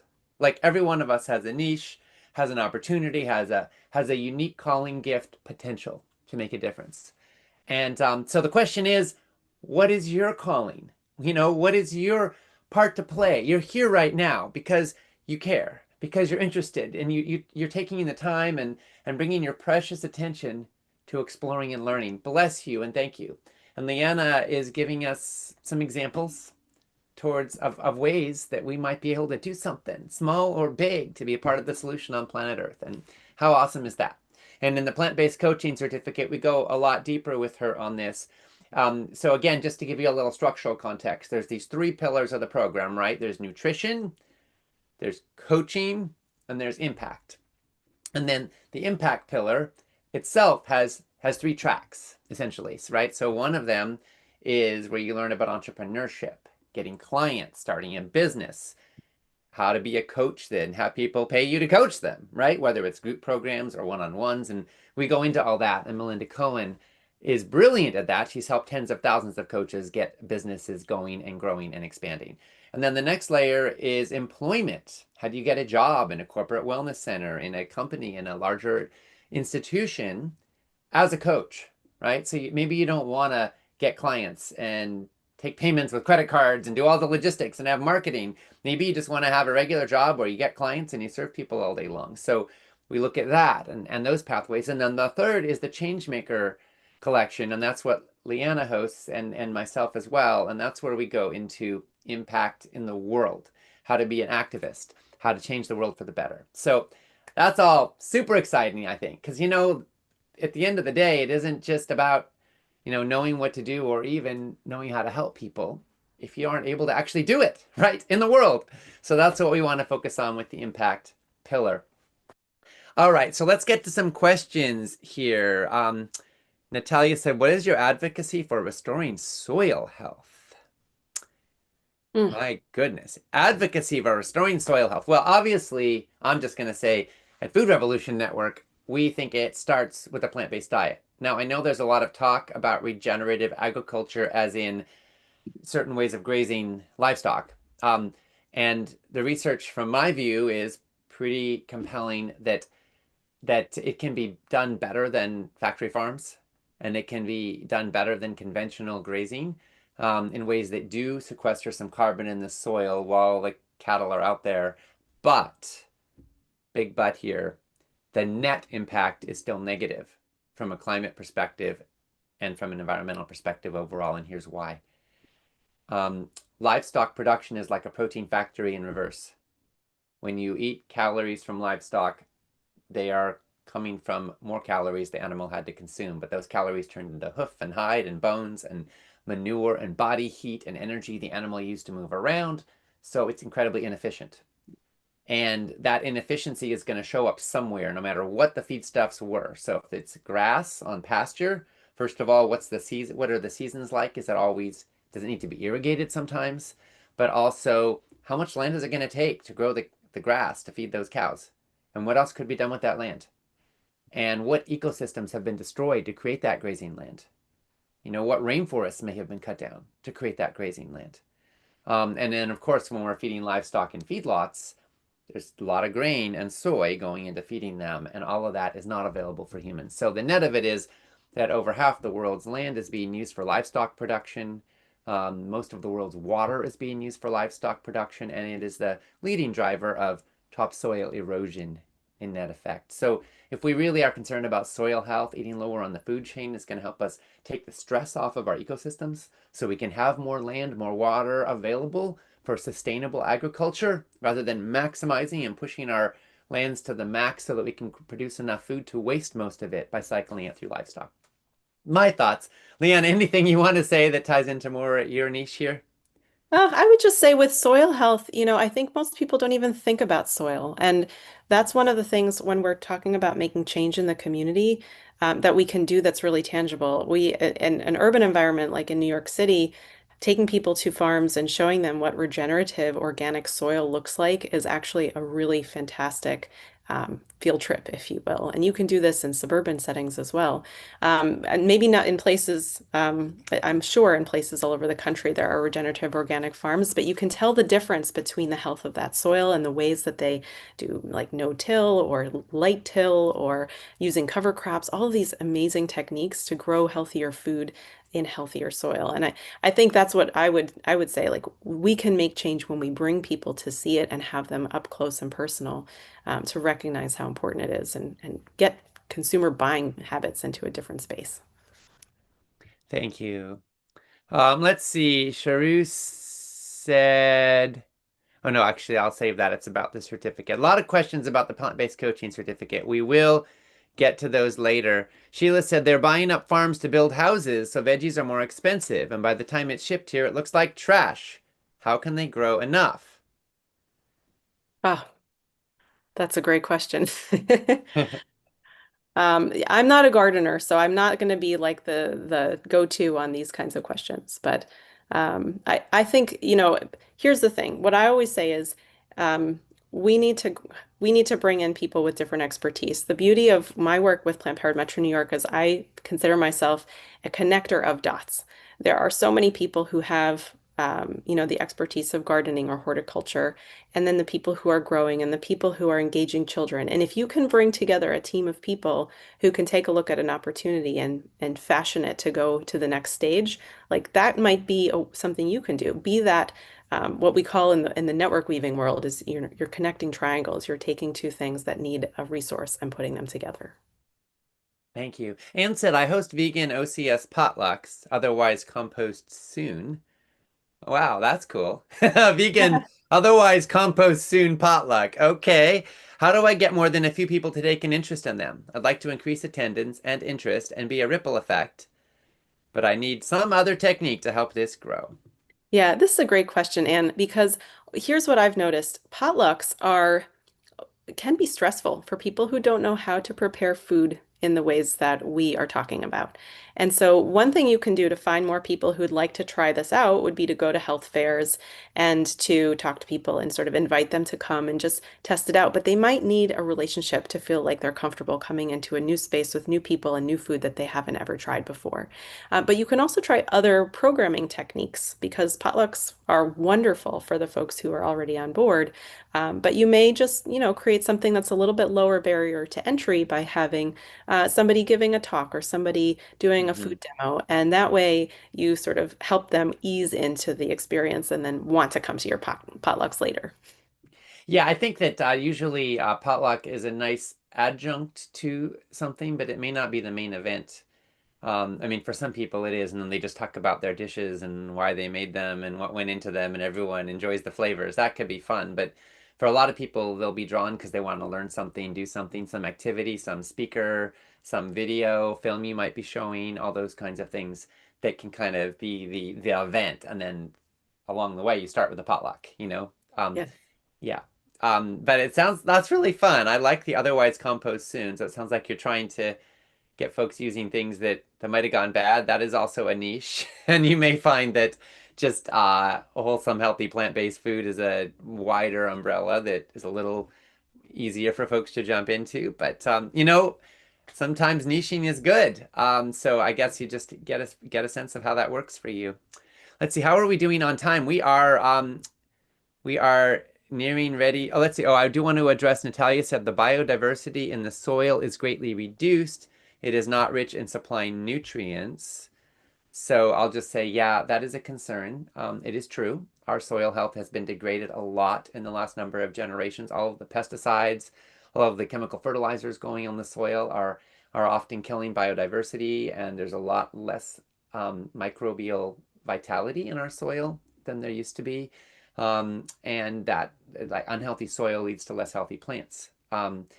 That said, the answer to that is that it's even more important than ever to get lots of plant foods, because when the micronutrient density is down, you can less afford to waste precious caloric share and stomach space on junk foods that are calorie rich and nutrient poor. So, yeah, if our vegetable, depending on the nutrient, let's just say, just for the sake of argument here, that our vegetable nutrition is down 30% over a couple generations ago, maybe we need to eat 30% more vegetables than we would have to get the same value, but that's a reason to eat more vegetables.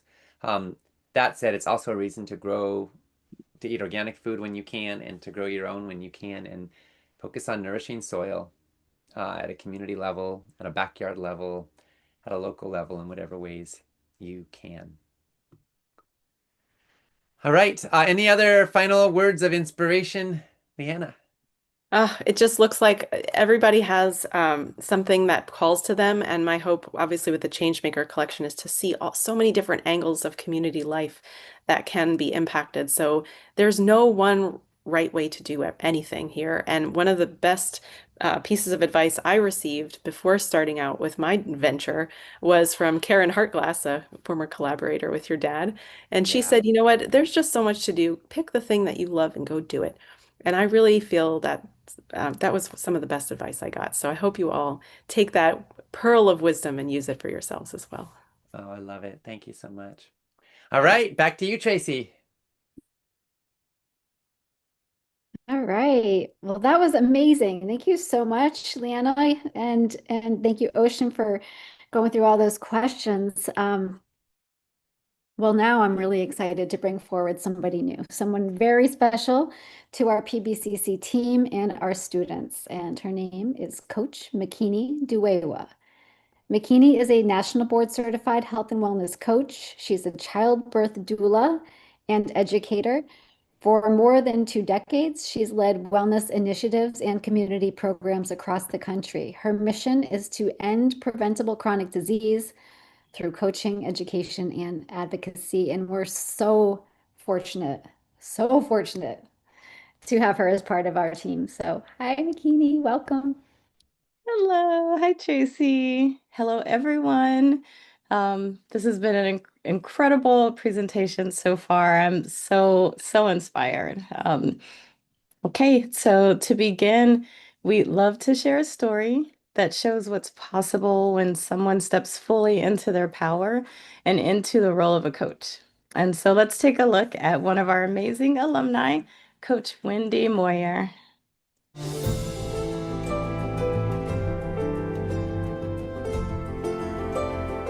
Hey, my name is Wendy Moyer, and I'm from Los Angeles, California.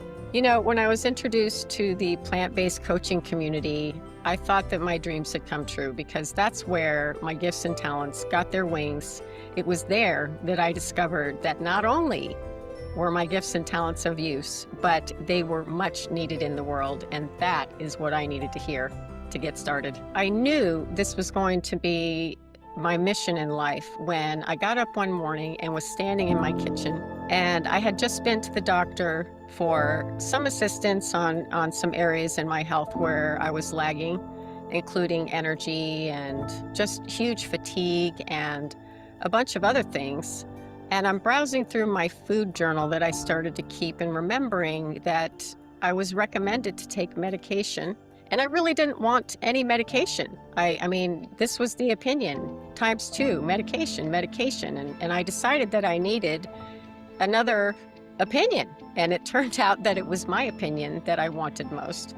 And in my opinion, the results I was seeing in the food journal that I was keeping was that, surprisingly, food was making a difference in how I was feeling, and how I was generating energy for my day, how I was able to interact with my family. And it was shocking, because I am not a foodie by nature. You know, my inspirational moment arrived the day I got an email from Food Revolution Network inviting me to their brand new coaching course. And when that email came in, I had just been meditating on how am I going to share all these big ideas I have, food and movement and everything. I don't know how to put it together. And lo and behold, the Food Revolution Network. And it was like my dream had come true, and it was off to the races from there.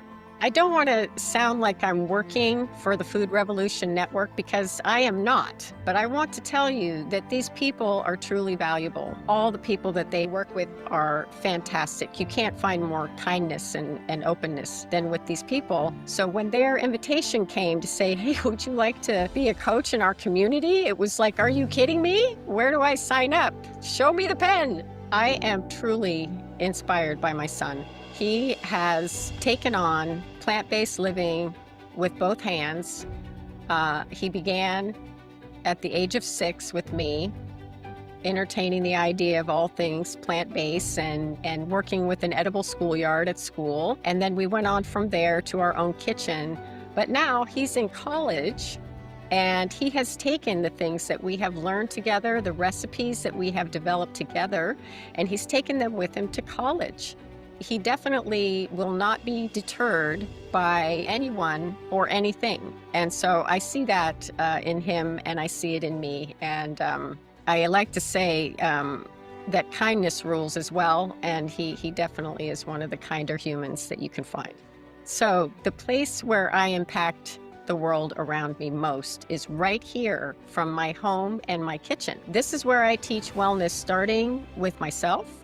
I emulate that out to my family, my son, my husband, and from there out into my present community, my neighbors. During the holidays, I love to share forward food for gifts, and I deliver or send food to my immediate family, extended family.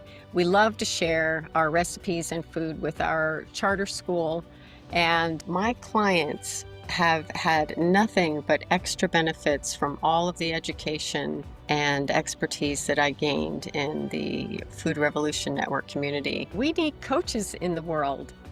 And I totally hear you. If you're thinking to yourself, whoa, that sounds scary and exciting, those are the perfect thoughts, and you are a great fit to come and join us. So come on in, the water's warm, we'll be waiting for you. You are most welcome indeed.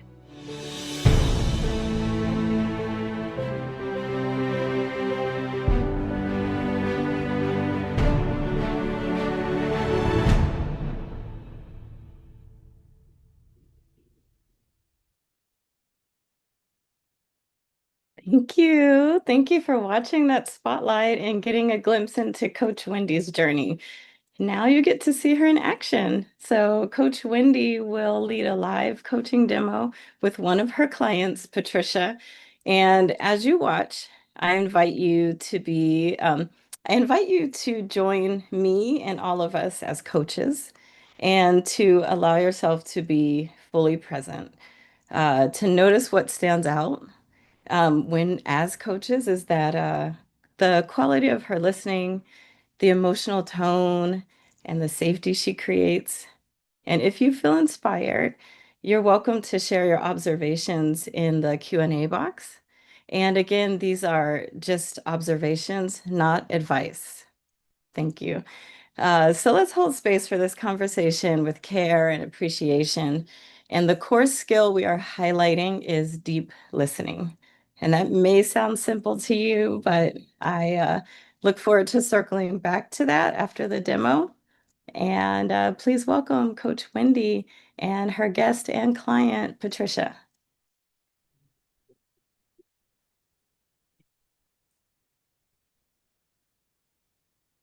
Hello, hello. Thank you so much for having me. Thank you, McKinney. We're waiting for Patricia, I think. And I'm so delighted to be here.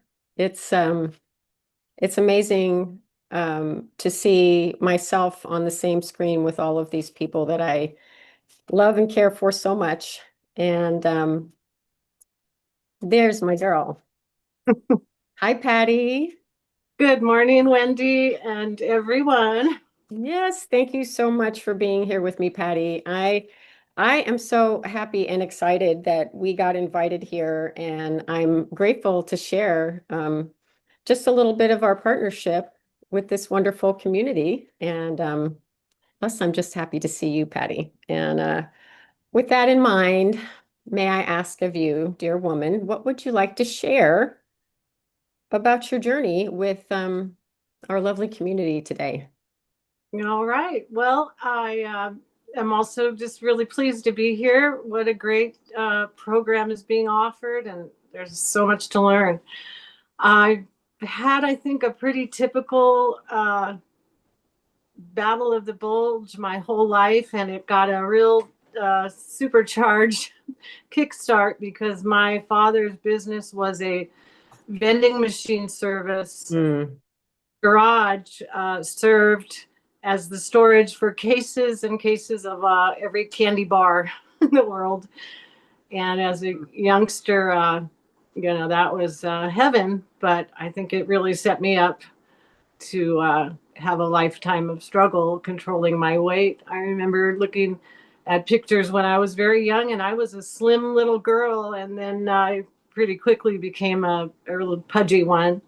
And I just spent my life, on so many diets, and I was able to lose weight, but it always found me again.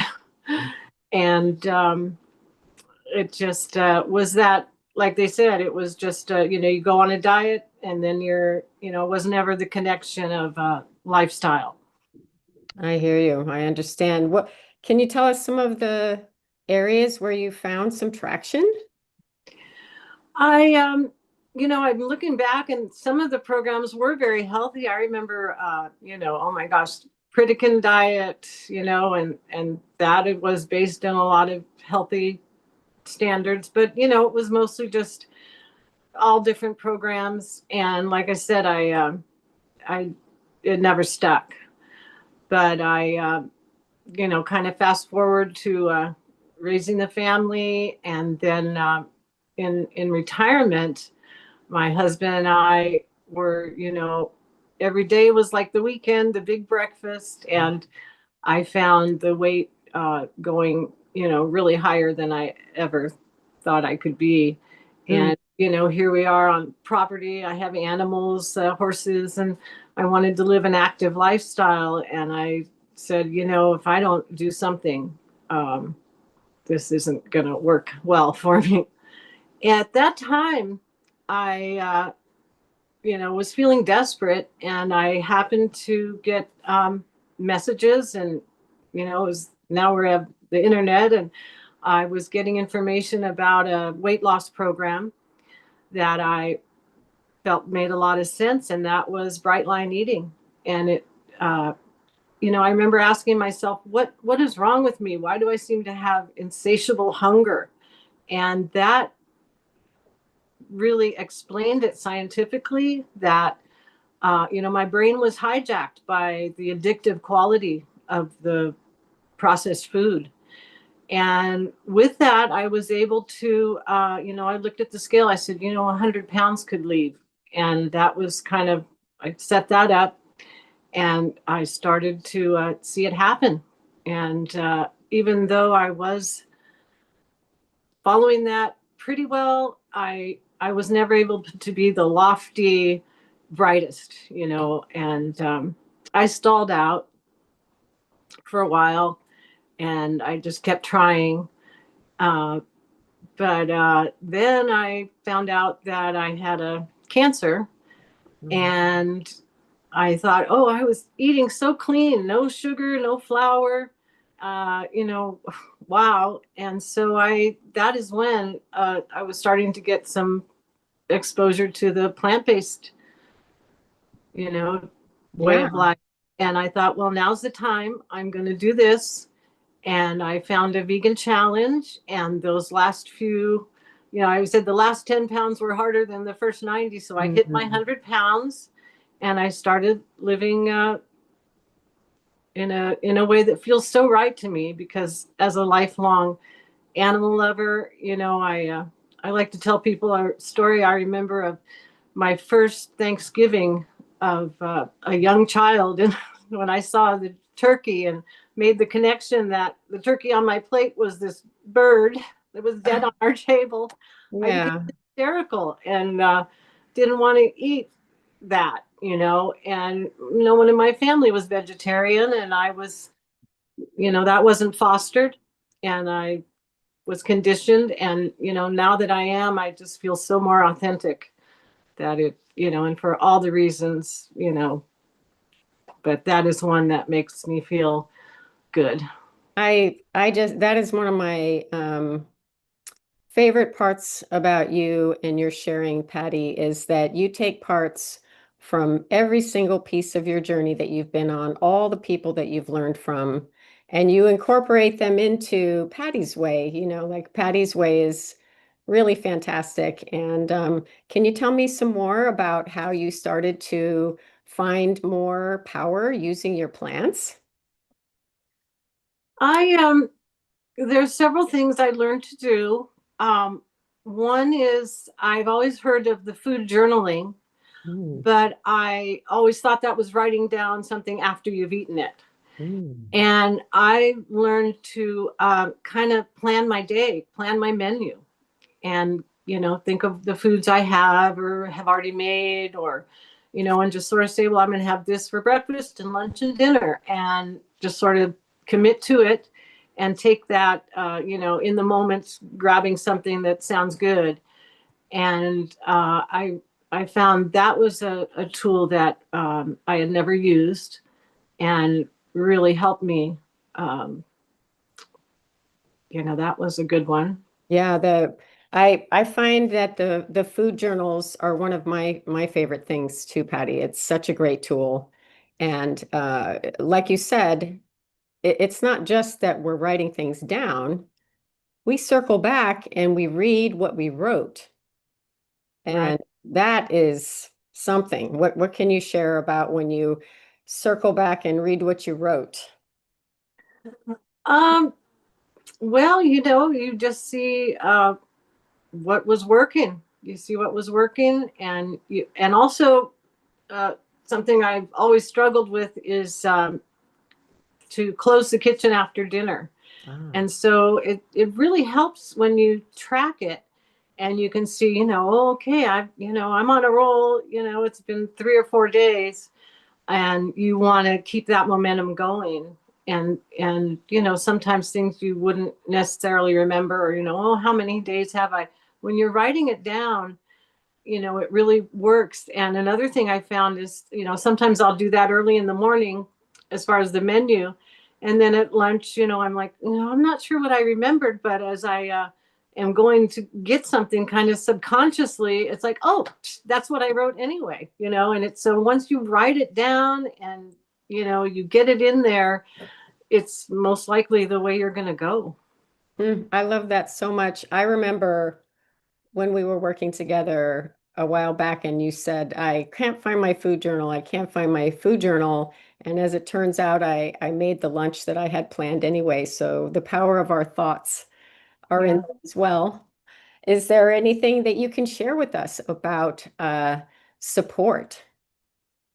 Well, I started it pretty solo, and I've come, and I don't have people in my life. My husband is not this way, and I think I might only know in person a couple of vegan eaters.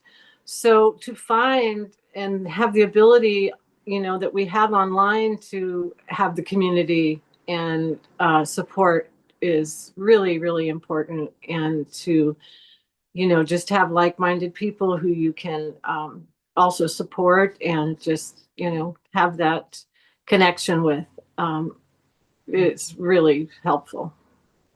Yes, community is something that the Food Revolution Network really shines in.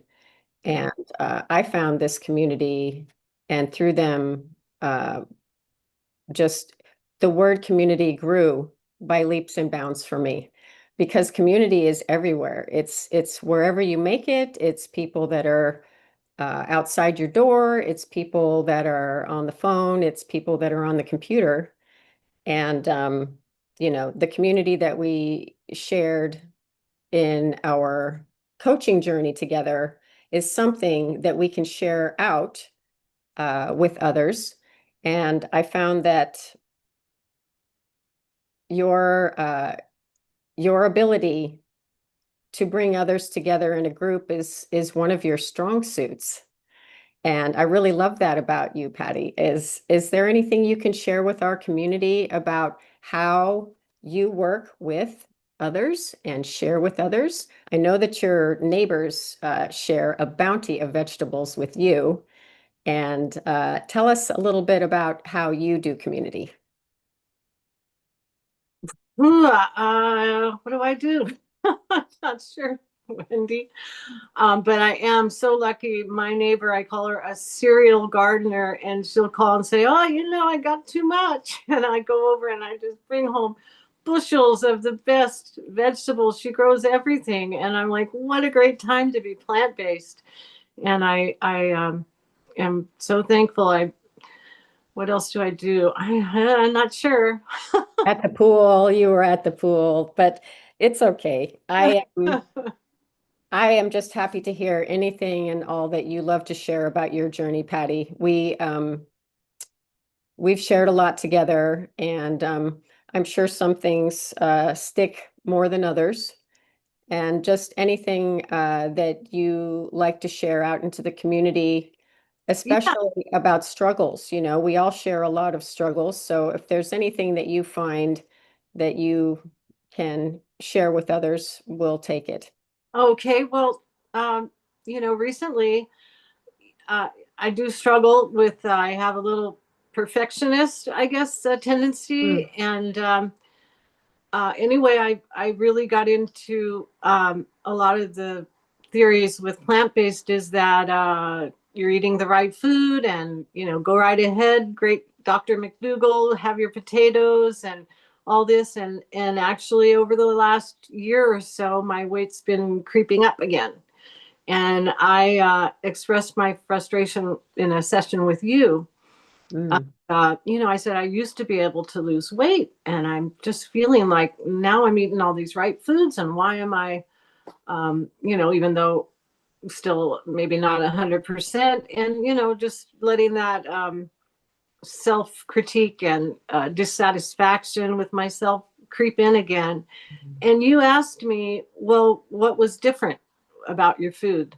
And my food was very different then. I wasn't even vegetarian, but I also, it brought back the structure that worked was kind of eating heavier earlier in the day and tapering off. We didn't have our heavy meals late in the day, and we also closed the kitchen, something that's a goal to have that nice hours before bed of no food. So you got me thinking, and I said, I'm going to not have potatoes with dinner for a while. I don't think carbs are bad, but I think if you're trying to lose weight, in my case, I am not going to be able to give myself free rein. And for about a couple of weeks now, I've done that, and I am seeing the scale go down again. I got about 5 pounds off, and I want to get back in my goal range. So now instead of 20, I have 15 to go. And, I'm eating the good foods. I've learned to cook oil-free.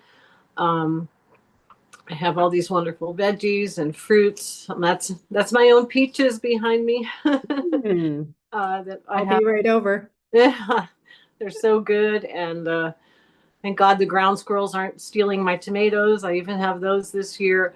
Anyway, I'm thankful for you just getting me to kind of restructure the good foods I'm eating to allow me to not let it get out of control, because so many people I know have lost weight, and it's the battle to keep it off.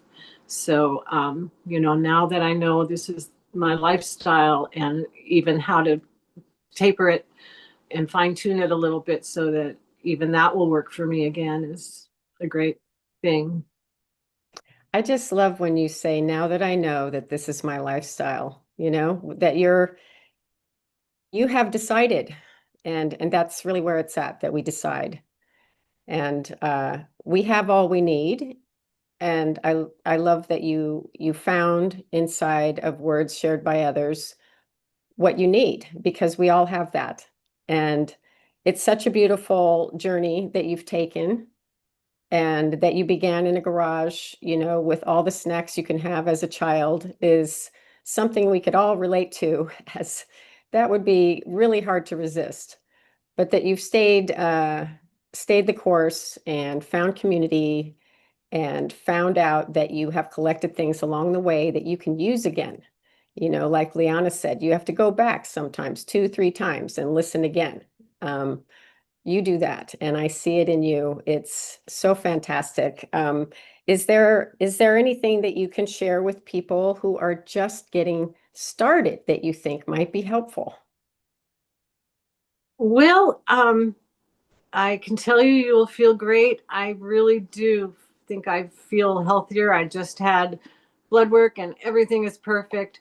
Although I will tell you that the cancer in 2020 was not my first. I had a different cancer about 15 years ago. I had non-Hodgkin's lymphoma.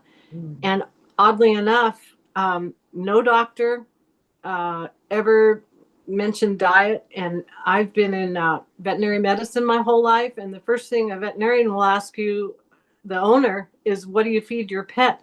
And I don't remember any doctor ever asking me what I fed myself. And that always struck me. I was like, that doesn't make sense.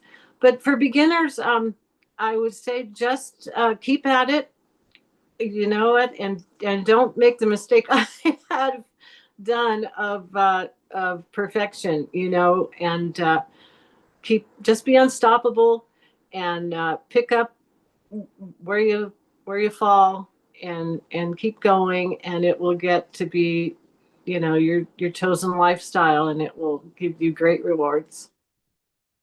That is a beautiful sentiment. And most especially that if we get stuck and we're finding that we're falling off the horse, or we're not getting 100%, we just keep going. And I find that to be words that we can all live by, no matter what you're doing. If you're eating more plants, if you're moving your body more, if you need to take more deep breaths in the morning, we're not going to do it once. We're not going to do it twice. We're going to keep on going. And gosh, I am just so grateful to have spent this time with you today, Patty, and to be able to share a little tiny bit of our story with others makes me feel real good. Is there anything for parting words that you want to share for our community to send them off on their way? I'm so thankful that it's, there's so much great information now, and hearing all this, that so many people are working towards helping each other, find their way is just wonderful. Indeed. Thank you, Patty. So grateful for you. Thanks for You sharing, too. everyone. Thank you. Wow. Thank you. Thank you so much, Patty and Wendy. That was so special. That was truly powerful to get to just to get to hear more of your story, and to really witness just your relationship and coaching in action, and all you've accomplished, Patricia. That was beautiful. So let's take a moment to just honor what we just saw and what happened. And if you feel free, if you'd like, feel free to drop a word or phrase in the Q&A box, and that captures what you saw or felt. And again, not suggestions, just reflections. And I'll just take a peek and see if anyone shares. What did you notice? What was different about this conversation than conversations you typically find yourself in? Okay. Observations and key takeaways from watching Wendy interact with Patricia. She was focusing the client on positive outcomes and holding space for and meeting the client where they're at, empowerment, encouragement, framing, active listening. Those are beautiful, beautiful questions. You must be a coach. All right. And let's see. Karina says, okay. So people would love to know more about Patricia's process. That's beautiful. Thank you. Patricia's wondering, she wants to know more about food journaling and do you write recipes, daily weight, moods? How does that work? These are good questions, and unfortunately, we're just checking in on the observations. And so let's see, lots of open-ended questions and affirmations, warmth and caring. The coach acknowledged the client before asking the client a question. I love that. Transforming, beautiful transformation. The coach kept the focus on the person and she's working with rather than focusing on herself. Yeah, and I want to say that when in coaching we do get to spotlight the other person, and Wendy showed so many beautiful skills from celebrating her client and building confidence to showing just that curiosity to help her client reflect more deeply on her own life. Wonderful celebration of life and unconditional positive regard. That was beautiful. Thank you. And so I just want to say that this is what coaching can unlock, not through tools or tactics alone, but through deep listening, attuned listening, and it's often even the silence. You notice that Wendy spent most of her time listening, and it's through that silence and pause where the biggest shifts happen. And so every one of you has the capacity, has this capacity. It's a practice and it starts with awareness. And so again, special thanks to you, Coach Wendy and Patricia, for your help today. Thank you. And so to support you all in cultivating this skill, we've created a simple but powerful tool, and that is called a Deep Listening Practice Handout. And so we're going to share that with you today. And that link will be in the chat now, or it will be in the chat at some point when we open the chat back up. And you are welcome to download it and explore it on your own. It's a resource you can return to again and again to build your listening muscle in coaching and in life. Imagine the power of your conversations and your relationships if you can bring in these listening skills and not just jump to fixer. Okay. And so before we wrap up this segment, we want to leave you with one final reflection. And you're about to hear from Coach Cynthia Berg, a graduate of our 2025 cohort. And what you're about to see is a real heartfelt moment captured on a live call earlier this year where she shares how the deep listening practice changed her relationship with her husband just 1 week into the program. So let's watch. It was an extraordinary experience for me. I did it with my husband, who is often my guinea pig. And I started by telling him what the exercise was about, because there was resistance initially to the idea of, oh, you've got homework to practice on me. So I told him what was coming and what my job in it would be to be, which was to be the listener, the active listener, the quiet listener. And I asked what topic he might like to talk about. And our life is circulating around his cancer right now. So we've had some pretty hard things to deal with. And there have been things that have been happening that I haven't understood and that we haven't been able to bring out in conversation. So I just asked him what he wanted to talk about. And he wanted to talk about how he was feeling. And that was like, what? Okay, this is great. Wow. Yeah. So, yeah, like amazing, right? A guy who wants to talk about his feelings. So I just sat there and held the space in the biggest way I could. And I felt very vulnerable suddenly, which was really strange, because I didn't know really what was going to come my way. But in listening, the compassion that started to flow out of me as he started to talk was so big I could almost feel it. And at times when I normally would have said something, I didn't. And I thought it would be harder actually to stay quiet. It wasn't so bad. What was taking me away and that I had to refocus around was this outpouring of love and compassion for these deep feelings that were coming out in such a profound way. And I just thought, oh, why haven't I given you this space before? Why haven't I let you be in this way before? Why have I thought I knew something and was sharing that with you? And if you got stuck at any point, all I would ask is in that place of curiosity, all I would say was something like, can you tell me more about that? I don't think I quite got that. Can you tell me more? And suddenly he'd be off again, sometimes adding more detail, but definitely expanding on it. And I was just like, whoa. When I didn't know how to end the conversation because I didn't want to end the conversation. I'd never heard him open up like that before. And it's been a lot of decades of marriage. And then, you know, at the end of it, when we did finally get onto something else and it was something that interrupted us, I just felt like I was in this bubble of love. And it was so precious to be there. And I was so grateful and thankful. And I just wanted to say thank you for that exercise and thank you for teaching me to be quiet and be present.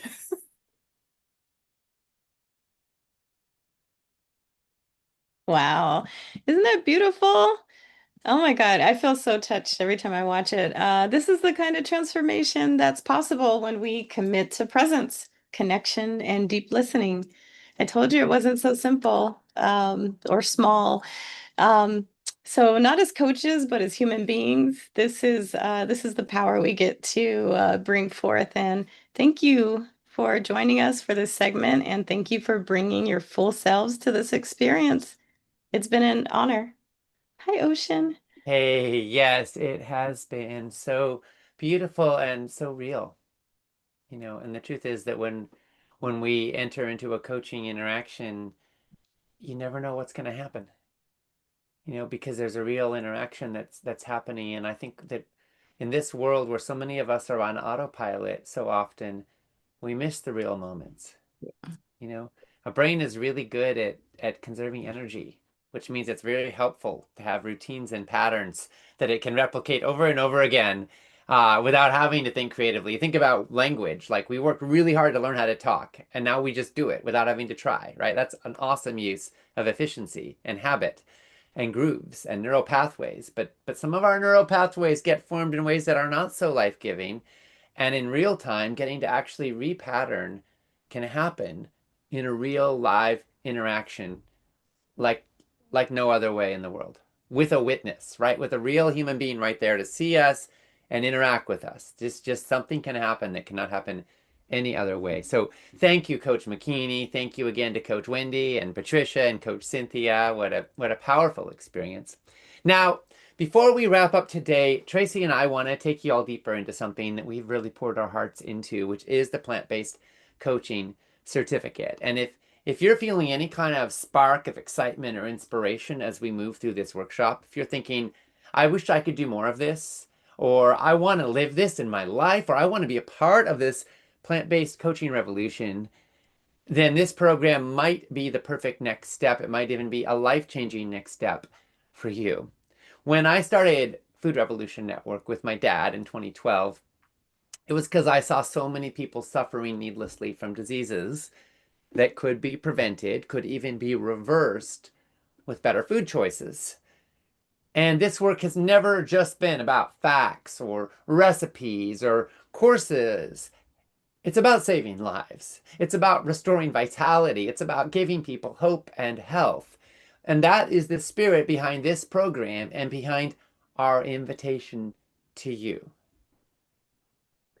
Tracy? Yeah.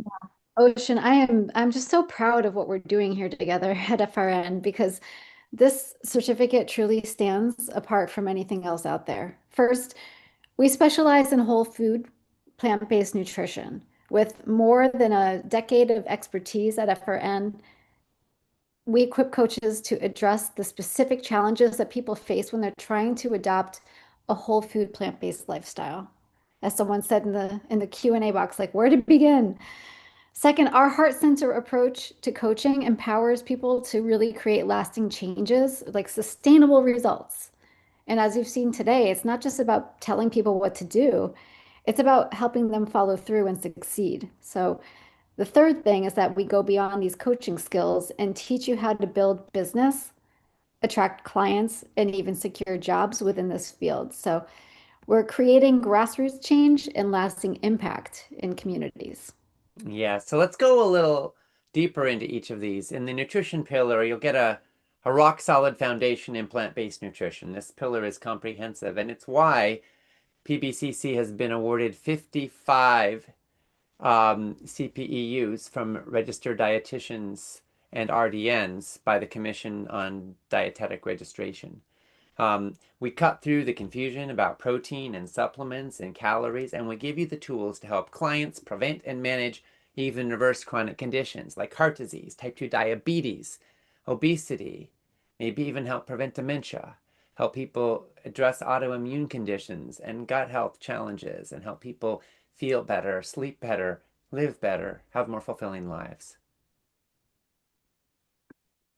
The second pillar is coaching, where you'll learn the science and art of guiding people through behavior change.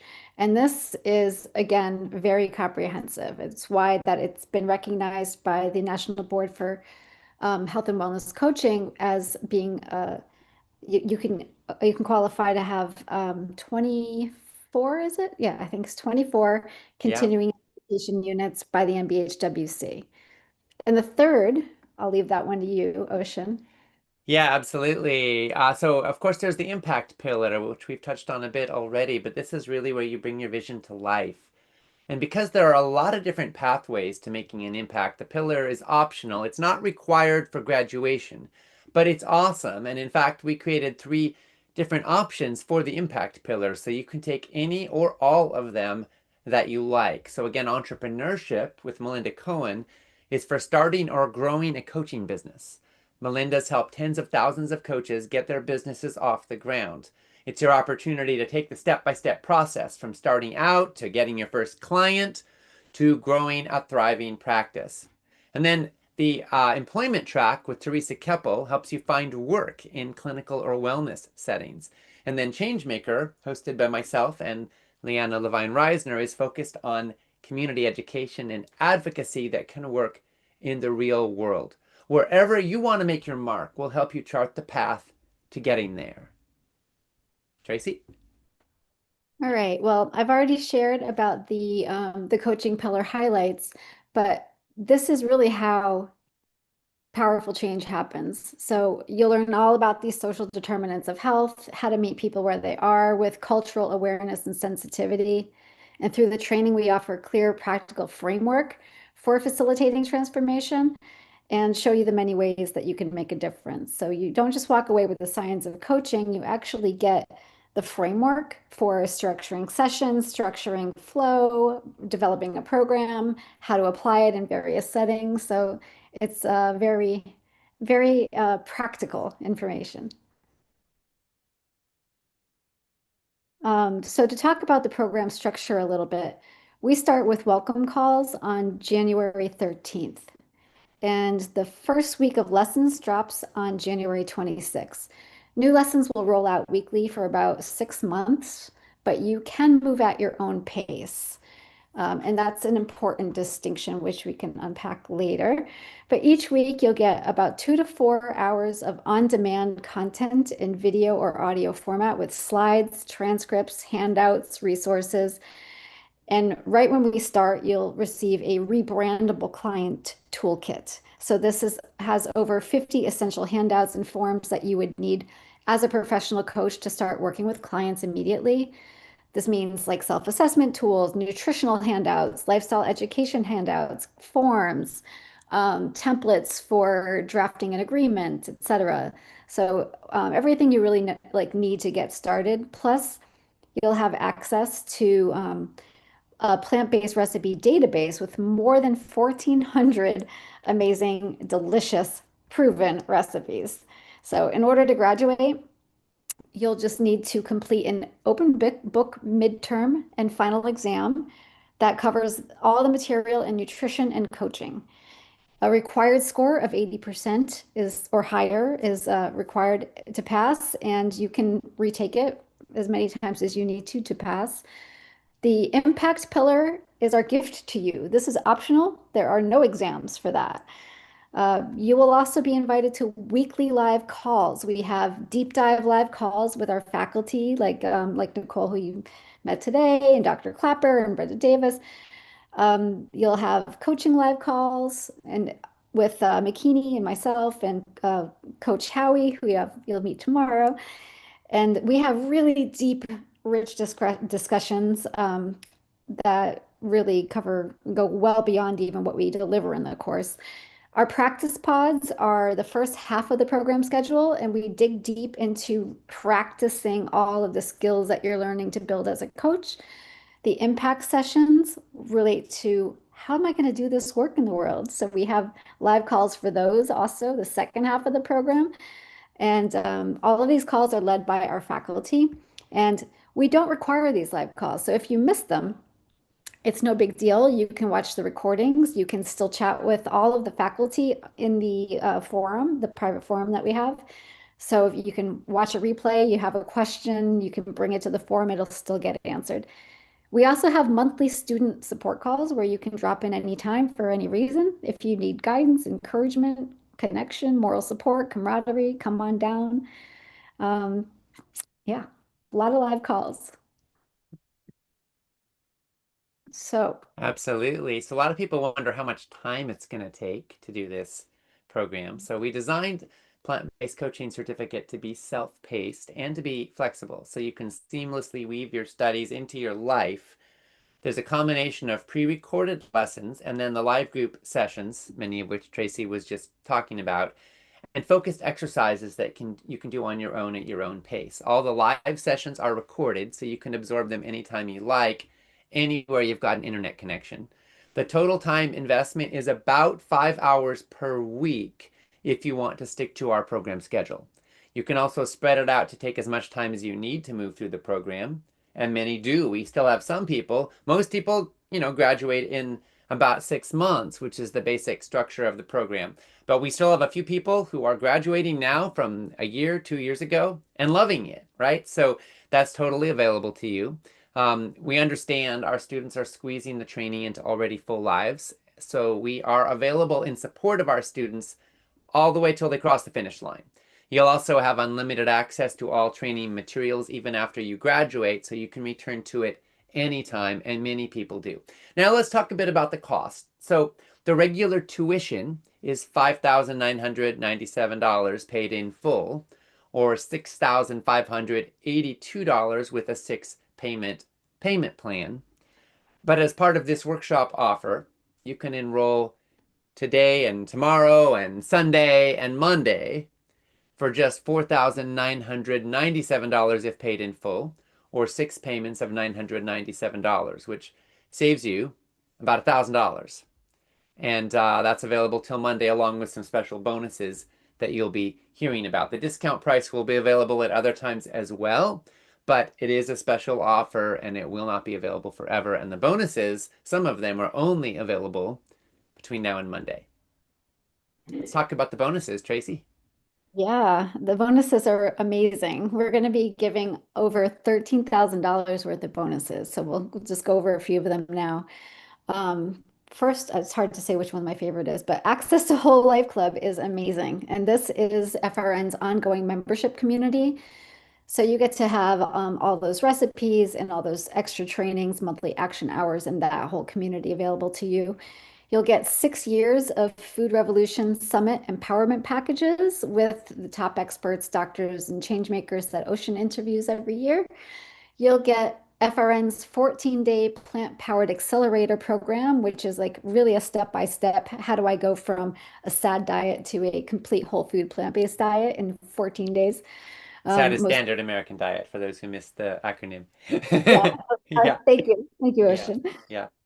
And you'll also get exclusive access to my Food Revolution Mastermind. This is 6 live monthly sessions that I personally lead where we get to dive in to current topics. We get to connect on a deeper, more human level, explore and learn about what's going on in the world and how we're responding to it, and build some connection and fabric of community together. You'll also get some powerful business growth trainings from Sage Levine. Is it Levine or Levine? Levine, like divine. Sorry, I need to Yeah. remember Levine, including Make Money with Your Message and Story Superpower. Yeah, and Sage will be presenting with us on Sunday in this workshop, by the way. And then once you graduate, you also get a free 1-year listing in the Plantrition directory as one of FRN certified plant-based coaches. So we promote this directory to FRN's million members, and it can give you exposure and potentially new clients. It's a directory of plant-based healthcare providers around the world, and people go there to find practitioners that can help them, and you can be listed in there once you graduate with a free year of listing in there. And if you want to go further, maybe you want to become board certified by the National Board of Health and Wellness Coaches, or maybe you want to pursue an integrated master's or PhD doctorate degree in lifestyle medicine and health coaching. Our graduates benefit from our partnership with Lifestyle Prescriptions University. So what they get is a streamlined, accelerated, and discounted track that can accelerate their path. And a lot of you have been asking about National Board of Health and Wellness Coaching and how that interplays. So bottom line is that is a very specific curricula. It is complementary to and kind of adjunctive to the curricula in this program. So if you want to, we thought about building that into our program. And here's the thing, you have to teach to the test when you're going to teach that.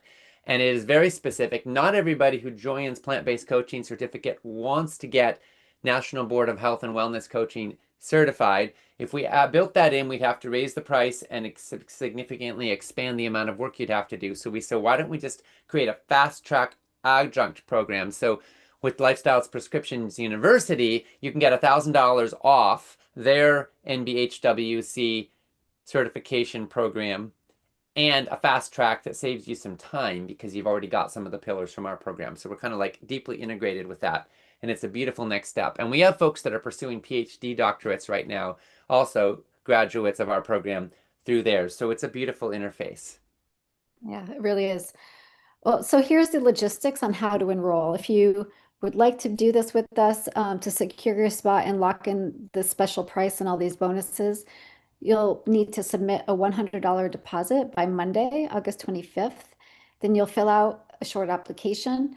We'll review it within a week. And if you're accepted, your deposit can go towards your tuition.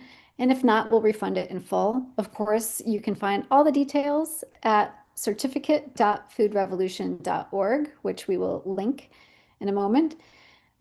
And Ocean? Yeah, absolutely. So, really, I just want to say that this is a powerful and an important opportunity. You know, this is a way to align your passion and your skills and your values to truly help people live healthier and better lives. Every person that you help eat better and make healthier choices, every family that regains their health, every community that grows stronger, creates ripples of change. So if you feel a calling in your heart, if you feel a spark of inspiration right now, we want to invite you to step forward in response to that call. Whether that guides you to become a certified plant-based coach or not, please don't let that spark die. The world needs you. The world needs you lit up, purposeful, and contributing, making the difference that you were born to make on this planet. And if plant-based coaching certificate is that next step for you, we would be thrilled to walk this journey with you. Before we take questions, let's hear directly from some of our amazing graduates. I didn't want to pass an opportunity to just talk about What a really great course this is in its entirety. I've been passionate about nutrition since I'm 17. I'll be 65 in a few weeks. I've been a chiropractor for 35 years. I've been focused on nutrition in my practice exclusively for almost 20 years. The information that was presented and the way it was presented by all the professionals and all the teachers in this course was just so fantastic. And I've been going to seminars for a very long time, and I was really, really impressed. What really inspired me to sign up for this course was not so much the nutrition, because I felt like I already had a lot of information under my belt for sharing good nutrition with patients and clients. And of course, I've learned so much more. It was the coaching, the ability to learn how to deeply listen to people, to guide them, to really hear them. And I really got that from the course. I'm going back and re-listening to all the lessons and taking notes and printing things out. And I still have a lot to put together that I want to do to be able to present. Yet I got so much from this course, and it's so generous in how it's presented and all the information and the value that I received from this course. And I really can compare it to what else is out there, because I have been attending seminars on health and nutrition and all of that for so many years. But as a physician, you're really not taught how to communicate with patients and how to guide them and support them. It's very different, and I'm very grateful for the opportunity to now add coaching to my work with my patients and develop that. Just be able to offer that and to help people really change their lives in a way that's compassionate and thoughtful, and all the things that you guys have taught. So I'm really, really grateful for that. And I'm very excited about my certificate. I printed it out right away. I took my exam as soon as it was available, and I was very excited to be able to add that to what I've been bringing to people. So a huge shout out to all you coaches and teachers and doctors and Ocean, and it's just fabulous. And I've been sending a lot of my patients. I said, well, you want information on that? I'm going to send you a link. The Food Revolution Network blog, you can search all sorts of things. And then I send them the link, whether it be plant-based protein or how to naturally lower cholesterol. It's just a plethora of information, and I'm very, very grateful you guys are here. And I thank you all from the bottom of my heart. I am now, as of August 5th, 6 years past my death sentence, when I was told I had 6 months to live. And I was like desperate to share, the little bits that I learned, but I didn't know how to do it. And you guys taught me how to do it. And I am eternally grateful for that. Because, oh God, sorry, because now I know that I can help save lives like I've saved my own. And I am really, really grateful for the program you guys put together, because it is amazing. It is so well-rounded, and it was everything that I needed that I didn't know I needed. So thank you so much.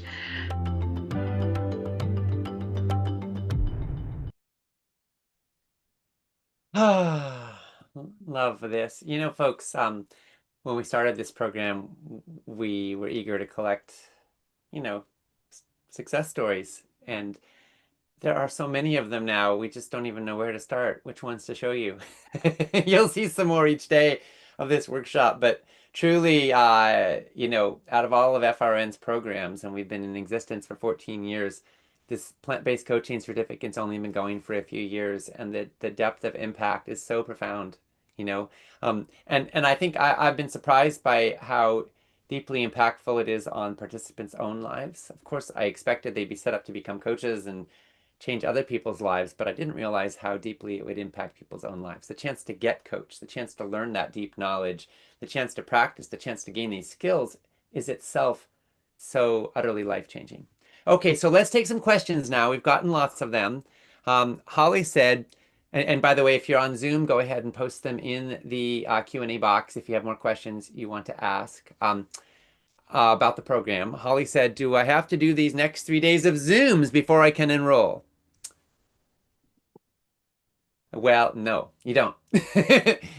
But we'd love to have you with us for this whole workshop because it's awesome. I hope you're enjoying it. But no, you can enroll at certificate.foodrevolution.org anytime now. And if you enroll before end of day Monday, you'll get the discount price and all the bonuses, all $13,000 worth of bonuses. Sorry, by the way, if you're noticing my audio and video not quite being in sync, but I'm still here, even if it doesn't look like it all the time. Marcia said, how is your coaching certificate different from the plant-based certificate offered by Center for Nutrition Studies? They do wonderful stuff. We love the T. Colin Campbell Center for Nutrition Studies. Super inspired by their work. And they are focused entirely on nutrition, plant-based nutrition, but they don't have any coaching in their program whatsoever. That's not their thing, right? And they also don't focus on impact, business building, changing the world. It's just nutrition. So they kind of have parts of our pillar one. We think we've designed it in a more accessible way, but of course theirs is great. I don't want to argue about that. I'm just saying we've got pillars 2 and 3 and a community of practice in a 6-month journey, which is a very different experience than getting great information, which of course they absolutely provide. Yep. I'm burning to add one thing to that, and that is Yes. that there are so many people that are passionate about the nutrition education and knowledge and plant-based eating, and you should be excited because it's amazing. And like Ocean often says that, like, a doctor that doesn't understand nutrition is like a firefighter without water. And Who doesn't know about water? Yeah. Thank you.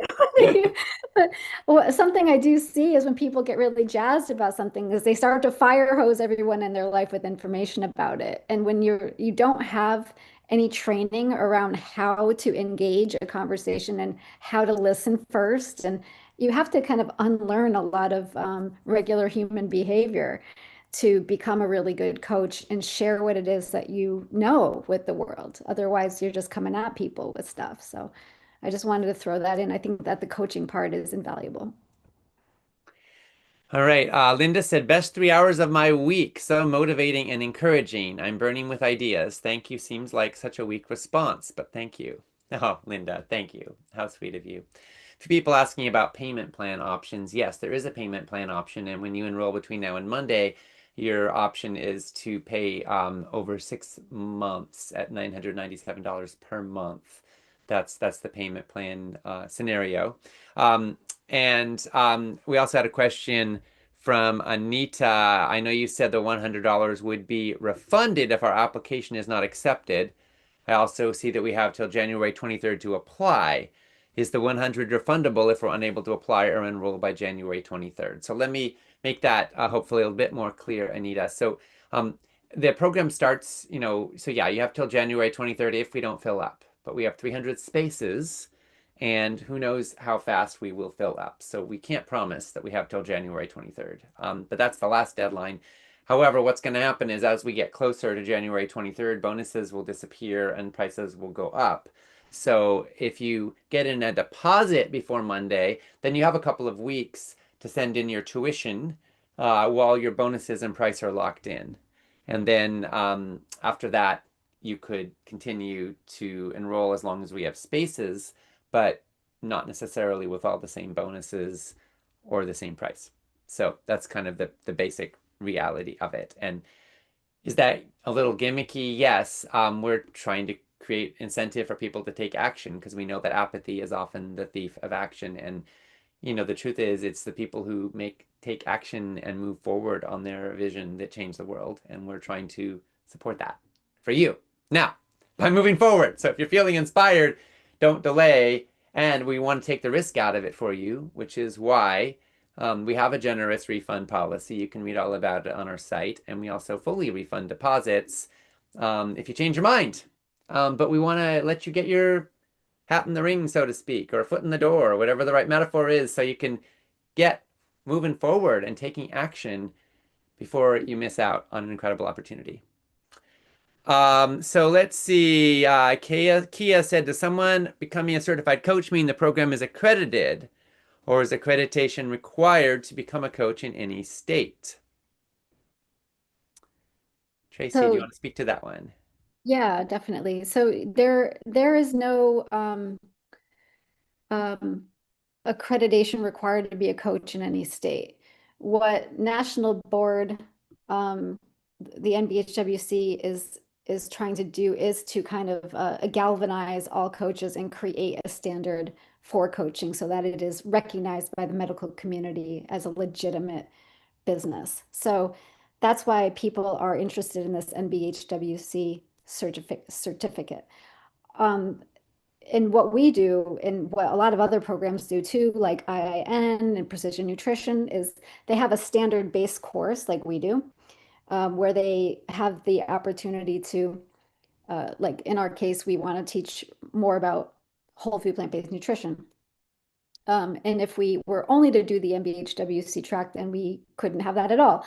So there is an adjunct, like Ocean said earlier, to get that board certification. But basically, the word coach, it's not licensed and it's not accreditation. So I think that, did I answer that well?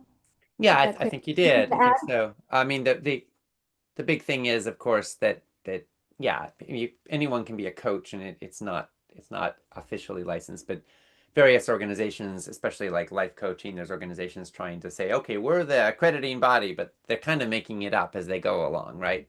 Honestly, National Board of Health and Wellness Coaches only has as much meaning as people give it, and they're still trying to get that legitimacy in the world, right?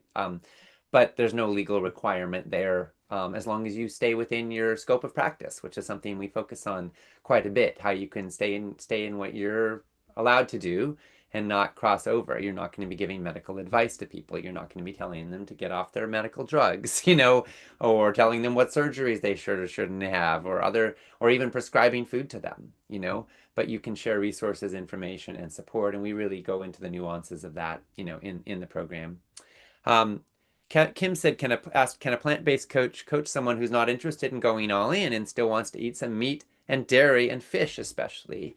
Absolutely, Kim. We tend to steer away from the word vegan for the most part, and use plant-based because I think it's a more inclusive directional word. I'm not interested in, getting everyone to the same spot on the field. I want to help people move, in a direction, right? Which is towards more whole plant foods and more healthy diet and lifestyle, right? And away from sugar, processed junk, excessive animal products. Again, note the word excessive. For some people, that means any. For some people, that means too much, right? So there's a lot of room here for helping people move in a positive, constructive direction. And we are all about the big tent and being welcoming and inclusive and loving and supportive. And each person's got their own values, their own sense of integrity, and their own health reality, their own biochemical individuality. No two of us are exactly the same. So there's not a one-size-fits-all solution or a cookie-cutter formula for what everybody should eat. And that's part of why a coach can be so helpful in helping people clarify their values, their goals, and what works for them. Cheryl asked if there's a limit in time that it takes to complete the course. Are we welcome to participate in the live chats and complete our pillars after our particular cohort? No time limit on completing the pillars or on taking the exam at the end, nor on the participation in all the content therein. As far as the live chats, Tracy, I think that's like a 6-month window, right? Which is when we're really trying to encourage people to be in a journey together with their cohort. So that's like a 6-month journey, right? And then there is an alumni Facebook group as well. Anything to add to that? Yeah, we do organize alumni mixers and calls. So we're trying to really build a community. So we'll have calls between cohorts so that all the classes of graduates can get to know each other and see the movement growing. But the live call schedule that you get when you sign up for a cohort, like if you were to be part of 2026, all of those, I think it might be almost 50 calls. Those are your opportunities to join live with the with your cohort and with the faculty during that time. And then that's the journey for that cohort. So Yes. All right. Well, we are almost out of time, folks. So here's the good news. We got 2 more days. You're going to learn so much more in these next 2 days, and we're going to have more time for questions and answers. So if you got a question we didn't get to, bring it tomorrow, bring it on Sunday, or maybe you'll get it answered in the program. If today's session has lit a fire in you, if you feel like you're ready to help change the way the world eats, if you want to turn your passion into meaningful work that can transform lives, then we want to invite you to take the next step and apply to join the Plant-Based Coaching Certificate. Enrollment is open now. This class only happens once a year. We cap the cohort at 300 students to ensure a personal and high-touch experience. So to apply, just visit certificate.foodrevolution.org. We'll drop the link in the chat, and you can find it on the broadcast page. And the truth is that just 1 or 2 clients can cover this entire investment. But the real value is in the confidence, clarity, and coaching skills that you gain, not just for your work, but for your entire life. So we created this program to be the training that coaches like me wishes that we had when we started. It's super comprehensive, practical, and transformational. And if you've been piecing together nutrition, coaching, career advice from various sources, let us give you a shortcut and support to see it all through. So if you're still wondering if this is right for you, feel free to book a free clarity call with one of our program advisors or one of our student ambassadors. They can walk you through the curriculum and your career goals, help you see how this might fit into your life, and answer your questions. So we'll drop that link in the chat as well. Together, we can change some lives, starting with our own. Tomorrow's all about turning inspiration into action and building the skills that make transformation possible. Join us live tomorrow for day 2, The Shift, building the skills for real transformation. We're going to explore the coaching mindset. We're going to look at key strategies and tools that help people create lasting change, beginning where it so often starts, in the kitchen. So thank you all so much for joining us today. Thank you for caring, and let's keep growing this food revolution. We'll see you tomorrow at 9 a.m. Pacific time, noon Eastern. Let's do this. Food Revolution Network is a community of nearly 1 million people who are committed to healthy, ethical, sustainable food for all. We've sent 1 billion educational messages to activists and change makers in over 160 countries. Our online summits have reached more than 2 million. We've brought more than 300,000 people together for our campaigns for transparent food labeling and to get nutrition taught in medical schools. Worldwide, health and wellness is now a $1.5 trillion per year industry. Never before have so many people been fired up about enjoying a plant-based lifestyle. If you're passionate about helping other people make the transition from knowing what to do to doing what they know, you're in the right place. Join our thriving community as a Food Revolution Network certified plant-based coach. Together, we will help to change the way the world eats. You're going to learn about the fundamentals of plant-based nutrition. Vegetables, fruits, legumes, calcium and iron, macronutrients, phytonutrients, controversies, and my greatest tips for how to make plant-based eating irresistible. You'll find out about the art of strategic coaching to fuel behavior change. A great coach does more than just tell people what to do. How do you encourage intrinsic motivation? Coaching is about meeting people where they are, co-creating a personalized plan for success. And we'll look at proven strategies for making an impact. We want to help you not just make a difference doing good, but also to make a good living. If you can develop a practice that consistently helps people on a path to health and wellness, you can change their life in an utterly profound way. So if you want to get real skills in nutrition, coaching, and impact that you could apply in your own life, join us at Food Revolution Network's Plant-Based Coaching Certificate.